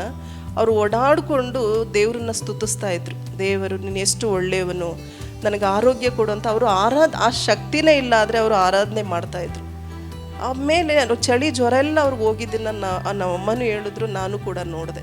ಹಾಗಾಗಿ ನಮ್ಮ ಕಷ್ಟದಲ್ಲೂ, ನಮ್ಮ ಸಮಸ್ಯೆಗಳಲ್ಲೂ, ನಮ್ಮ ಅನಾರೋಗ್ಯದಲ್ಲಿ ಸೋತೋಗಿ ನಾವು ಕೂತ್ಕೊಳ್ಳೋ ಬದಲು ಆ ಸಮಯದಲ್ಲೂ ಕೂಡ ನಾವು ದೇವರನ್ನು ಹುಡುಕುವಾಗ, ಕೃತಜ್ಞತೆಯಿಂದ ನಾವು ದೇವರನ್ನು ಆರಾಧಿಸುವಾಗ ನಮ್ಮ ಕಷ್ಟಗಳೆಲ್ಲ ತೀರಿ ಹೋಗಿ ದೇವರು ನಮಗೆ ಜಯ ಕೊಡೋದನ್ನು ನೋಡ್ತೇವೆ. ಸೊ ಏಕೆಂದರೆ ಯೆಹೋವನು ಕೃತಜ್ಞತೆ ಸ್ತುತಿಸುವಾಗ ಆತನ ಕರುಣೆ ಸದಾ ಕಾಲವು ನಮ್ಮ ಮೇಲೆ ಇರ್ತದಂತೆ. ಆತನನ್ನು ನಾವು ಸ್ತುತಿಸುವಾಗ ಆತನ ಕೃಪೆ ಸದಾ ಕಾಲ ಯಾರ ಮೇಲೆ ಇರ್ತದೆ? ಆತನನ್ನು ನಂಬಿದವರನ್ನು, ಆತನನ್ನು ಬೇಡುವವರ ಮೇಲೆ ಯಾವಾಗಲೂ ದೇವರು ನಮ್ಮ ಮೇಲೆ ಇರಲಿಕ್ಕೆ ಇಷ್ಟಪಡ್ತಾನೆ. ಸೊ 22ನೇ ವಾಕ್ಯ ಹೇಳ್ತದೆ, ಅವರು ಉತ್ಸಾಹ ಧ್ವನಿಯಿಂದ ಕೀರ್ತಿಸುವುದಕ್ಕೆ ಪ್ರಾರಂಭಿಸಿ ಯೆಹೋವನು ಯೆಹೂದ್ಯರಿಗೆ ವಿರುದ್ಧವಾಗಿ ಬಂದ 3 ಗುಂಪು ಇರುತ್ತೆ. ಅಲ್ಲಿ ಮೂರು ಯುದ್ಧದ ಒಂದು ಗುಂಪು ಅವ್ರಿಗೆ ವಿರುದ್ಧವಾಗಿ ಬರ್ತದೆ. ಅಮೋನಿಯರು, ಮೊಹೋಬಿಯರು ಮತ್ತು ಸೆಹೀರು ಪರ್ವತದವರು ನಶಿಸುವುದಕ್ಕೂ ಅವರನ್ನೆಲ್ಲರನ್ನೂ ಅವರು ನಾಶ ಮಾಡುವುದು. ಮತ್ತು ಅವರು ಏನಾಗುತ್ತದೆ ಅಂದರೆ, ಅಲ್ಲಿ ಇವರು ವಿರುದ್ಧವಾಗಿ ಅವರು ಬರ್ತಾ ಇದ್ದಾರೆ ಜಗಳ ಮಾಡೋಕ್ಕೆ, ಯುದ್ಧ ಮಾಡಲಿಕ್ಕೆ. ಅದರಲ್ಲಿ ಏನಾಯಿತು ಗೊತ್ತಾ? ಅದ್ಭುತ. ಅಲ್ಲಿ ಬಂದಿದ್ರಲ್ಲ ಇವರು ವಿರುದ್ಧವಾಗಿ ಯುದ್ಧ ಮಾಡಲಿಕ್ಕೆ, ಅವರ ಮಧ್ಯದಲ್ಲೇ ಅವರಿಗೆ ಗಲಿಬಿಲಿ ಸ್ಟಾರ್ಟ್ ಆಗಿ, ಅವರ ಮಧ್ಯದಲ್ಲೇ ಅವರಿಗೆ ಜಗಳ ಸ್ಟಾರ್ಟ್ ಆಗಿ, ಅವರಲ್ಲಿ ಒಬ್ಬರು ಅವರೇ ವಿರೋಧವಾಗಿ ಜಗಳ ಮಾಡಿಕೊಂಡು ಅವರು ಸಂಹಾರ ಮಾಡಿಕೊಂಡು ಅವರೆಲ್ಲರೂ ಇವ್ರ ವಿರುದ್ಧವಾಗಿ ಬರಲಿಕ್ಕಾಗಲಿಲ್ಲ. ಅರ್ಥ ಆಯ್ತಾ ನಾನು ಹೇಳಿದ್ದು? ಇವ್ರ ಮೇಲೆ ವಿರುದ್ಧವಾಗಿ ಬಂದು ಇವ್ರನ್ನ ಯುದ್ಧ ಮಾಡಿ ಇವ್ರನ್ನ ಸೋಲಿಸ್ಬೇಕು ಅಂತ ಒಂದು ದೊಡ್ಡ ಸೇನೆ ಬರ್ತಿತ್ತಲ್ಲ, ಅವರ ಮಧ್ಯದಲ್ಲೇ ಗಲಿಬಿಲಿ ಸ್ಟಾರ್ಟ್ ಆಗಿ ದೇವರು ಆ ರೀತಿ ಮಾಡಿದ್ರು. ಅವರವರೇ ಜಗಳ ಮಾಡಿಕೊಂಡು, ಅವರವರೇ ಒಡೆದಾಡ್ಕೊಂಡು, ಅವರಲ್ಲೇ ಕನ್ಫ್ಯೂಷನ್ನ ಕ್ರಿಯೇಟ್ ಮಾಡಿ ಅವರು ಇಲ್ಲಿ ತನಕ ಬಂದು ಇವ್ರನ್ನ ಸೋಲಿಸ್ಲಿಕ್ಕೆ ಆಗಲಿಲ್ಲ. ಆ ಒಂದು ಕಾರ್ಯ ಹೇಗೆ ನಡೀತು ಅಂದರೆ, ಈ ಯೆಹೋಶುವನು ತನ್ನ ಒಂದು ದೇವರ ಮೇಲೆ ಇದ್ದ ನಂಬಿಕೆ, ಅವನು ಓಡೋಗ್ಲಿಲ್ಲ ಯುದ್ಧ ಮಾಡಲಿಕ್ಕೆ. ಅವನಿಗೆ ಗೊತ್ತಿತ್ತು ಇದು ದೊಡ್ಡ ಸೇನೆ, ನನ್ನ ಹತ್ರ ಯಾವ ಶಕ್ತಿನೂ ಇಲ್ಲ, ನಾನು ಯಾವ ರೀತಿ ಇವ್ರನ್ನ ಗೆಲ್ಲಲಿಕ್ಕೆ ಸಾಧ್ಯ ಅಂತ ಅವನು ಸೋತೋಗಿರುವಾಗ ಅವನಿಗೊಂದು ನಂಬಿಕೆ ಇತ್ತು, ನಾನು ಪ್ರಾರ್ಥಿಸ್ತೀನಿ. ನಾವು ಈ ಸಮಸ್ಯೆ ಮಧ್ಯದಲ್ಲೂ ಕೂಡ ನಾನು ದೇವರಿಗೆ ಥ್ಯಾಂಕ್ಸ್ ಹೇಳ್ತೀನಿ, ಕೃತಜ್ಞತೆಯವನಾಗಿರ್ತೀನಿ. ದೇವರು ನಮ್ಮ ನಂಬಿಕೆಯನ್ನು ನೋಡಿ ನಮಗೆ ಜಯವನ್ನು ಕೊಡ್ತಾನೆ ಅಂತ. ಆ ರೀತಿ ಅವರೆಲ್ಲರೂ ಇವನಿಗೆ ವಿರುದ್ಧವಾಗಿ ಬಂದವರೆಲ್ಲರೂ ಅವರೇ ಒಡ್ಕೊಂಡು ಜಗಳ ಆಗೋದನ್ನು ಇವನು ನಿಂತ್ಕೊಂಡು ಇವನ ಒಂದು ಸೇನೆ ಎಲ್ಲರೂ ಕೂಡ ನೋಡ್ತಾ ಇದ್ದಾರೆ. ಸೊ ದೇವರನ್ನು ನಂಬಿ ನಾವು ದೇವರಿಗೋಸ್ಕರ ಜೀವಿಸುವಾಗ ನಮಗೆ ಎದುರಾಗಿ ಬರುವ ಎಲ್ಲ ಸಮಸ್ಯೆಗಳನ್ನು ದೇವರು ಇದ್ದು ನಮಗಾಗಿ ಯುದ್ಧ ಮಾಡ್ತಾನೆ. ದೇವರ ವಾಕ್ಯ ಹೇಳೋ ಪ್ರಕಾರ ನೀನು ಯುದ್ಧ ಮಾಡಬೇಡ. ಯಾವುದೇ ಜಗಳಗಳು, ನಿಮ್ಮ ಮನಸ್ತಾಪಗಳು ಏನೇ ನಿಮ್ಮ ಕುಟುಂಬದಲ್ಲಿ ಇದ್ದರೂ ಕೂಡ, ನಿಮ್ಮ ಸಮಸ್ಯೆಗಳು ಏನಿದ್ರು ಕೂಡ ನೀನು ಅದನ್ನು ರಿಯಾಕ್ಟ್ ಮಾಡೋದು ಬೇಕಾಗಿಲ್ಲ, ಅದನ್ನು ನೀವು ಪ್ರತಿಕ್ರಿಯಿಸೋದು ಬೇಕಾಗಿಲ್ಲ. ನಾನು ನಿನಗೋಸ್ಕರ ಯುದ್ಧ ಮಾಡ್ತೇನೆ, ನಾನು ನಿನಗೋಸ್ಕರ ಇದ್ದೇನೆ. ನೀನು ಬರೀ ಏನು ಮಾಡಬೇಕು? ನಿಂತ್ಕೊಂಡು ನೋಡು ಅಷ್ಟೇ, ನಾನು ಏನು ಮಾಡ್ತೀನಿ ಅನ್ನೋದನ್ನ ನಿಂತ್ಕೊಂಡು ನೋಡು ಅಂತ. ಅದೇ ರೀತಿ ದೇವರು ಈ ಒಂದು ರಾಜನಿಗೂ ಹೇಳಿದ್ದು ಅದೇ ರೀತಿ, ನೀನು ನಿಂತ್ಕೊಂಡು ನೋಡು ನಾನು ಯಾವ ರೀತಿ ನಿನಗೋಸ್ಕರ ಯುದ್ಧ ಮಾಡ್ತೀನಿ ಅಂತ. ಸೊ ನಂಬಿಕೆ ಅಂದರೆ ನಾವು ದೇವರಲ್ಲಿ ಹೆಚ್ಚಾಗಿ ಬೆಳೆದು ದೇವರಿಗೋಸ್ಕರ ನಾವು ಜೀವಿಸುವಾಗ ದೇವರು ನಮಗೆ ಇನ್ನೂ ನಂಬಿಕೆ ಕೊಡ್ತಾರೆ. ದೇವರೇ ನನಗೆ ಇನ್ನೂ ನಂಬಿಕೆ ಕೊಡು ಅಂತ ನಾವು ದೇವರಲ್ಲಿ ಪ್ರಾರ್ಥಿಸುವಾಗ ದೇವರು ಯೇಸು ಸ್ವಾಮಿನ ನಂಬಲಿಕ್ಕೆ ನಮಗಿನ್ನೂ ಜ್ಞಾನ ದೇವರು ಕೊಡ್ತಾರೆ. ದೇವರ ವಾಕ್ಯಗಳನ್ನು ಓದುವ ಮುಖಾಂತರ ನಾವು ದೇವರಲ್ಲಿ ನಾವು ನಂಬಿಕೆ ಇಡಬಹುದು. ಹಾಗಾಗಿ ರಾಜನಾದ ಯೆಹೋಷಾಫಾಟನಿಗೆ ಸಹಾಯ ಮಾಡಿದ ಹಾಗೆ ದೇವರು ಇಂದಿಗೂ ಕೂಡ ನಮಗೆ ಸಹಾಯ ಮಾಡಲಿಕ್ಕೆ ದೇವರು ಶಕ್ತನಾಗಿದ್ದಾನೆ. ನೀವೆಲ್ಲರೂ ನೆಮ್ತೀರಾ ದೇವರು ನಿಜವಾಗ್ಲೂ ನಮಗೋಸ್ಕರ ಸಹಾಯ ಮಾಡಲಿಕ್ಕೆ ದೇವರು ಸಿದ್ಧನಾಗಿದ್ದಾನೆ ಎಂದು. ಸೊ ನಮಗೋಸ್ಕರ ಯುದ್ಧ ಮಾಡಲಿಕ್ಕೆ ದೇವರು ಸಿದ್ಧನಾಗಿದೆ. ನಮಗೆ ವಿರೋಧವಾಗಿ ಬರುವ ಯಾವುದೇ ಆದರೂ ಅದನ್ನು ತಡೆ ಮಾಡಲು ದೇವರು ಶಕ್ತನಾಗಿದ್ದಾನೆ. ಸೊ ನಿಮ್ಮ ಯುದ್ಧಗಳು ದೊಡ್ಡದಾಗಿ ಕಾಣ್ಬೋದು, ಚಿಕ್ಕದಾಗಿ ಕಾಣ್ಬೋದು, ಆದರೆ ದೇವರು ಇನ್ನೂ ಅದಕ್ಕಿಂತ ದೊಡ್ಡವನಾಗಿದ್ದಾನೆ. ಅದನ್ನು ನಾವು ನಂಬಬೇಕು. ಈ ಲೋಕದಲ್ಲಿ ಇರುವ ಸಮಸ್ಯೆಗಳಿಗಿಂತ ಸಮಸ್ಯೆ ದೊಡ್ಡದ, ದೇವರು ದೊಡ್ಡದ? ನೀವೇ ಹೇಳಿ. ಸಮಸ್ಯೆ ದೊಡ್ಡದಲ್ವಾ? ಇಲ್ಲ. ಸೊ ಸಮಸ್ಯೆ ಅದು ಎಷ್ಟೇ ದೊಡ್ಡದಾಗಿದ್ರು ಅದಕ್ಕಿಂತ ದೊಡ್ಡವರು ನಮ್ಮ ದೇವರಾಗಿದ್ದಾರೆ. ಸೊ ಒಂದು ಪ್ರಭುವೆ, ದೇವರ ವಾಕ್ಯ ಹೇಳ್ತದಲ್ಲಿ ಏನಂದರೆ, ಮಹಾಪ್ರಭುವೆ ಯೆಹೋವೇ, ನೀನು ನಿನ್ನ ಮಹಾಶಕ್ತಿಯಿಂದ ವಿಸ್ತಾರವಾದ ನಿನ್ನ ಭುಜದಿಂದ ಆಕಾಶ ಭೂಮಿಯನ್ನು ಮಾಡಿದೆಯಲ್ಲ, ನಿನಗೆ ಅಸಾಧ್ಯವಾದದ್ದು ಏನೂ ಇಲ್ಲ ಅಂತ ಒಂದು ಕೀರ್ತನೆಯಲ್ಲಿ ವಾಕ್ಯವನ್ನು ನೋಡ್ತೇವೆ. ದೇವರಿಗೆ ಅಸಾಧ್ಯವಾದದ್ದು ಯಾವುದೂ ಇಲ್ಲ. ಏಕೆಂದರೆ ದೇವರ ವಾಕ್ಯ ನಾವು ಹೇಳ್ತೀವಿ, ಇಮ್ಮಾನುವೇಲನು ಎಂದು ನಾವು ದೇವರನ್ನು ಕರಿತೀವಿ, ಯೇಸು ಸ್ವಾಮಿಯನ್ನು. ಇಮ್ಮಾನುವೇಲನು ಅಂದರೆ ಅರ್ಥ ಏನಂದರೆ, ದೇವರು ನಮ್ಮ ಸಂಗಡ ಇದ್ದಾನೆ ಅಂತ. ಯೇಸು ಸ್ವಾಮಿ ಅರ್ಥನೇ ಅದು, ನಾನು ನಿಮ್ಮ ಸಂಗಡ ಇದ್ದೇನೆ ಅಂತ. ಸೊ ಯಾವ ಮನುಷ್ಯರು ಕೂಡ ನಮ್ಗೆ ಹೇಳಲಿಕ್ಕಾಗೋದಿಲ್ಲ ನಾನು ನಿನ್ನ ಸಂಗಡ ಇರ್ತೇನೆ. ನೀವು ಕೂಡ ಹೇಳೋಕ್ಕಾಗಲ್ಲ. ನಿಮ್ಮ ಮಕ್ಕಳನ್ನ ನಿಮ್ಮ ಪಕ್ಕದಲ್ಲಿರುವಾಗ ಹೇಳ್ಬೋದು ನಾನು ನಿನ್ನ ಜೊತೆ ಇರ್ತೀನಿ ಅಂತ. ನಿಮ್ಮ ಮಕ್ಕಳು ಭಯ ಪಡುವಾಗ, ನಿಮ್ಮ ಮಕ್ಕಳು ಸ್ಕೂಲ್ಗೆ ಹೋದಾಗ ನೀವು ಹೇಳೋಕ್ಕಾಗುತ್ತಾ ನಾನು ನಿನ್ನ ಜೊತೆ ಇರ್ತೀನಿ ಅಂತ? ಅಷ್ಟೇ ನಮ್ಮ ಮನುಷ್ಯರಾದ ನಾವು, ನಮಗಿರುವ ಒಂದು ಕಂಟ್ರೋಲ್, ನಮಗಿರುವ ಒಂದು ಬಲ, ಶಕ್ತಿ. ಆದರೆ ದೇವರು ನಮ್ಮ ಮಕ್ಕಳು ಎಲ್ಲೇ ಇರಲಿ, ನಮ್ಮ ಕುಟುಂಬದವರು ಎಲ್ಲೇ ಇರಲಿ, ಆದರೆ ದೇವರು ಅವರ ಸಂಗಡ ಇರಲಿಕ್ಕೆ ಇಷ್ಟಪಡ್ತಾನೆ. ಹಾಗಾಗಿ ಯೇಸು ಸ್ವಾಮಿ ಆದ ದೇವರು ನಮ್ಮ ಸಂಗಡ ಇರಲಿಕ್ಕೆ ಬಯಸುವ ದೇವರಾಗಿದ್ದಾನೆ. ಹಾಗಾಗಿ ಆ ದೇವರ ಮೇಲೆ ನಾವು ನಂಬಿಕೆ ಇಟ್ಟು, ನೀವು ಕಷ್ಟಪಡುವಾಗ, ದುಃಖದಲ್ಲಿರುವಾಗ, ದೇವರೇ ನಿನ್ನ ವಾಕ್ಯ ಹೇಳುತ್ತದೆ ನೀನು ನನ್ನ ಸಂಗಡ ಇರುತ್ತೀಯಾ ಎಂದು. ಬಾ, ನನ್ನ ಸಂಗಡ ಇರು. ನನ್ನ ಪರಿಸ್ಥಿತಿಯನ್ನು ನಿನ್ನ ಕರಗೊಪ್ಪಿಸ್ಕೊಡ್ತೇನೆ, ನನ್ನ ಯುದ್ಧವನ್ನು ನಿನ್ನ ಕರಗೊಪ್ಪಿಸ್ಕೊಡ್ತೇನೆ, ನನ್ನ ಸಮಸ್ಯೆಯನ್ನು ನಿನ್ನ ಕರಗೊಪ್ಪಿಸ್ಕೊಡ್ತೇನೆ, ನೀನು ಇದ್ದು ನನಗೆ ಜಯವನ್ನು ಕೊಡು ಎಂದು ನಾವು ದೇವರಿಗೆ ನಮ್ಮ ವಿಷಯಗಳು ಏನೇ ಆಗಿರ್ಬೋದು ದೇವ್ರಿಗೆ ಒಪ್ಪಿಸ್ಕೊಡುವಾಗ ದೇವರು ನಮಗೆ ಸಹಾಯ ಮಾಡಲಿಕ್ಕೆ ಇಷ್ಟಪಡ್ತಾರೆ. ಸೊ ನಮ್ಮ ಪರಿಸ್ಥಿತಿ ಕೆಟ್ಟದಾಗಿರ್ಬೋದು, ಅಸಹ್ಯವಾಗಿರ್ಬೋದು, ಯಾರು ಕೇಳಲಿಕ್ಕೂ ಕೂಡ ಅದು ಇಷ್ಟ ಇಲ್ಲದೆ ಇರ್ಬೋದು, ಆದರೆ ದೇವರು ಅದನ್ನು ಕೇಳಲಿಕ್ಕೆ ಇಷ್ಟಪಡ್ತಾರೆ. ಒಂದು ಸುಂದರವಾದ ಒಂದು ಮನಸ್ಸು ದೇವರದ್ದು. ದೇವರಲ್ಲಿ ಯಾವ ಕಪಟವೂ ಇಲ್ಲ. ದೇವರಲ್ಲಿ ಯಾವ ಒಂದು, ನಾವು ಯಾರ್ದಾದ್ರೂ ಕಷ್ಟ ಕೇಳ್ತಾ ಇರ್ತೀವಿ, ಅವ್ರೇನಾದರೂ ಅವ್ರ ಜೀವಿತದ ಏನೋ ಒಂದು ವಿಷಯ ಹೇಳ್ತಾ ಇರ್ತಾರೆ, ನಾವು ಮನಸ್ಸಲ್ಲೇ ಇಷ್ಟು ಕೆಟ್ಟವರ ನೀವು ಅಂತ ಏನೆಲ್ಲ ನಾವು ಅನ್ಕೋತೀವಿ ಮನುಷ್ಯರು. ಆದರೆ ದೇವರು ಅಂಥ ಮನುಷ್ಯರು, ಅಂಥ ದೇವರು ನಮ್ಮ ದೇವರಲ್ಲ. ನಮ್ಮನ್ನು ಹುಟ್ಟಿದ ತೊಟಿಯಿಂದ ನಮ್ಮನ್ನು ಕೊನೆಯವರೆಗೂ ನಮ್ಮನ್ನು ನಡೆಸುವ ದೇವರಾಗಿದ್ದಾನೆ. ಸೊ ನಾವು ಕೊನೆಯದಾಗಿ ನಾವು ನೆನಪಿಡಬೇಕಾಗಿರೋದೇನೆಂದರೆ, ಸೊ ನಮ್ಮ ಯುದ್ಧಗಳಲ್ಲಿ ದೇವರು ನಿಮ್ಮ ಪರ ಹೋರಾಡುತ್ತಾನೆ. ಮೊದಲನೇದಾಗಿ ನಮ್ಮ ಯುದ್ಧಗಳಲ್ಲಿ ದೇವರು ನಮ್ಮ ಪರ ಹೋರಾಡುತ್ತಾನೆ. ಸೊ ನೀವು ಪ್ರಾರ್ಥಿಸುವಾಗ ದೇವರು ನಮ್ಮ ಪ್ರಾರ್ಥನೆಯನ್ನು ಆಲಿಸುವ ದೇವರಾಗಿದ್ದಾನೆ. ನಾವು ಪ್ರಾರ್ಥಿಸುವಾಗ ದೇವರು ನಮ್ಮ ಪ್ರಾರ್ಥನೆಯನ್ನು ಆಲಿಸ್ತಾನೆ. ಸೊ ನೀವು ನಂಬಿಕೆ ಇಡುವಾಗ ದೇವರ ಶಕ್ತಿ ಆಗಿ ನಮಗೆ ದೇವರು ಕಾರ್ಯವನ್ನು ಮಾಡ್ತಾನೆ. ಹಾಗಾಗಿ ನಾವು ಯುದ್ಧದಲ್ಲಿ ಕಷ್ಟಗಳಲ್ಲಿರುವಾಗ ದೇವರು ನಮ್ಮೊಟ್ಟಿಗೆ ಇರ್ತಾನೆ. ನೀವು ಪ್ರಾರ್ಥಿಸುವಾಗ ನಿಮ್ಮ ಪ್ರಾರ್ಥನೆಯನ್ನು ಜನರು ಕೇಳ್ತಾರೋ ಇಲ್ವೋ, ಆದರೆ ದೇವರು ನಮ್ಮ ಪ್ರಾರ್ಥನೆಯನ್ನು ಕೇಳ್ತಾರೆ. ಮತ್ತು ನಾವು ನಂಬಿಕೆ ದೇವರಲ್ಲಿ ಇಡುವಾಗ ದೇವರು ಆತನ ಶಕ್ತಿ ತಕ್ಕ ಹಾಗೆ ನಮಗೆ ಕಾರ್ಯಗಳನ್ನು ಮಾಡುವ ದೇವರಾಗಿದ್ದೇನೆ. ಸೊ ನೀವು ಒಬ್ಬರೇ ಇಲ್ಲ ಈ ಒಂದು ಯುದ್ಧದಲ್ಲಿ, ಸಂಕಟದಲ್ಲಿ, ಕಷ್ಟಗಳಲ್ಲಿ ಜೀವಿತವನ್ನು ಯಾವ ರೀತಿ ನಾನು ಮುಂದೆ ತಗೊಂಡೋಗಲಿ, ನಾನು ಒಂಟಿಯಾಗಿರುವಾಗ ನನ್ನ ಕುಟುಂಬವನ್ನು ಯಾವ ರೀತಿ ನಾನು ಮುಂದೆ ತಗೊಂಡೋಗ್ಲಿ ಅಂತ ನೀವು ಅನ್ಕೋಬೋದು. ಆದರೆ ನೀವು ಒಬ್ಬರೇ ಇಲ್ಲ, ಅಲ್ಲಿ ನಮ್ಮ ಜೊತೆ ಯೇಸು ಸ್ವಾಮಿ ಇದ್ದಾರೆ, ನಮ್ಮನ್ನು ನಡೆಸಲಿಕ್ಕೆ ದೇವರಿದ್ದಾನೆ. ಸೊ ಹಾಗೆ ನಾವು ನಿರಾಶೆ ಆಗದೆ ಯೆಹೋವನ ಮೇಲೆ ನಾವು ಸಂಪೂರ್ಣವಾದ ನಂಬಿಕೆಯನ್ನು ಇಟ್ಟು ನಾವು ಜೀವಿಸುವಾಗ ದೇವರು ನಮ್ಮನ್ನು ನಡೆಸಲಿಕ್ಕೆ ಶಕ್ತನಾಗಿದ್ದಾನೆ. ಸೊ ದೇವರು ಈ ವಾಕ್ಯವನ್ನು ಆಶೀರ್ವದಿಸಲಿ. ನಾನು ನಂಬುತ್ತೇನೆ ದೇವರು ಈ ಒಂದು ವಾಕ್ಯದ ಮುಖಾಂತರ ಆತನು ನಮಗೊಂದು ನಿರೀಕ್ಷೆಯನ್ನು ಕೊಟ್ಟಿದ್ದಾನೆ. ಏನಂದರೆ, ನಾನು ನಿನ್ನ ಸಂಗಡ ಯುಗ ಯುಗಾಂತರಕ್ಕೂ ಇರುತ್ತೇನೆ ಅಂತ. ಬರೀ ನಾನು ಸ್ವಲ್ಪ ಕಾಲಗಳು ನಿನ್ನ ಜೊತೆ ಇರೋದಿಲ್ಲ, ಆದರೆ ಯುಗ ಯುಗಾಂತರಗಳವರೆಗೂ ನಾನು ನಿನ್ನ ಜೊತೆ ಇದ್ದು ನಿನ್ನನ್ನು ನಡೆಸುತ್ತೇನೆ ಅಂತ ದೇವರ ನಮಗೆ ವಾಗ್ದಾನ ಮಾಡಿದ್ದಾರೆ. ಆ ವಾಕ್ಯಗಳನ್ನು ನಾವು ನೆನೆಸಿ ದೇವರಿಗೆ ನಾವು ಕೃತಜ್ಞತೆ ಉಳ್ಳವರಾಗಿ ನಾವು ಜೀವಿಸೋಣ. ನಮ್ಮ ಭಯ, ನಮ್ಮ ಯುದ್ಧಗಳು, ನಮ್ಮ ಸಮಸ್ಯೆ ಏನೇ ಇದ್ದರೂ ಕೂಡ ದೇವರು ನಮ್ಮ ಜೊತೆ ಇದ್ದು ನಮ್ಮನ್ನು ನಡೆಸಲಿಕ್ಕೆ ಶಕ್ತನಾಗಿದ್ದಾನೆ. ದೇವರು ಈ ವಾಕ್ಯಗಳನ್ನು ಆಶೀರ್ವದಿಸಲಿ. ಈ ವಾರವೆಲ್ಲ ದೇವರು ಈ ವಾಕ್ಯಗಳನ್ನು ನೀವು ನೆನೆಸಿ, ಒಂದು ನೆನ್ಪಿಟ್ಕೊಂಡ್ರೆ ನೀವೆಲ್ಲ ಮರೆತುಕೊಂಡ್ರೂ ಪರವಾಗಿಲ್ಲ, ದೇವರು ನಮ್ಮ ಸಂಗಡ ಇದ್ದಾನೆ. ಆಮೆನ್.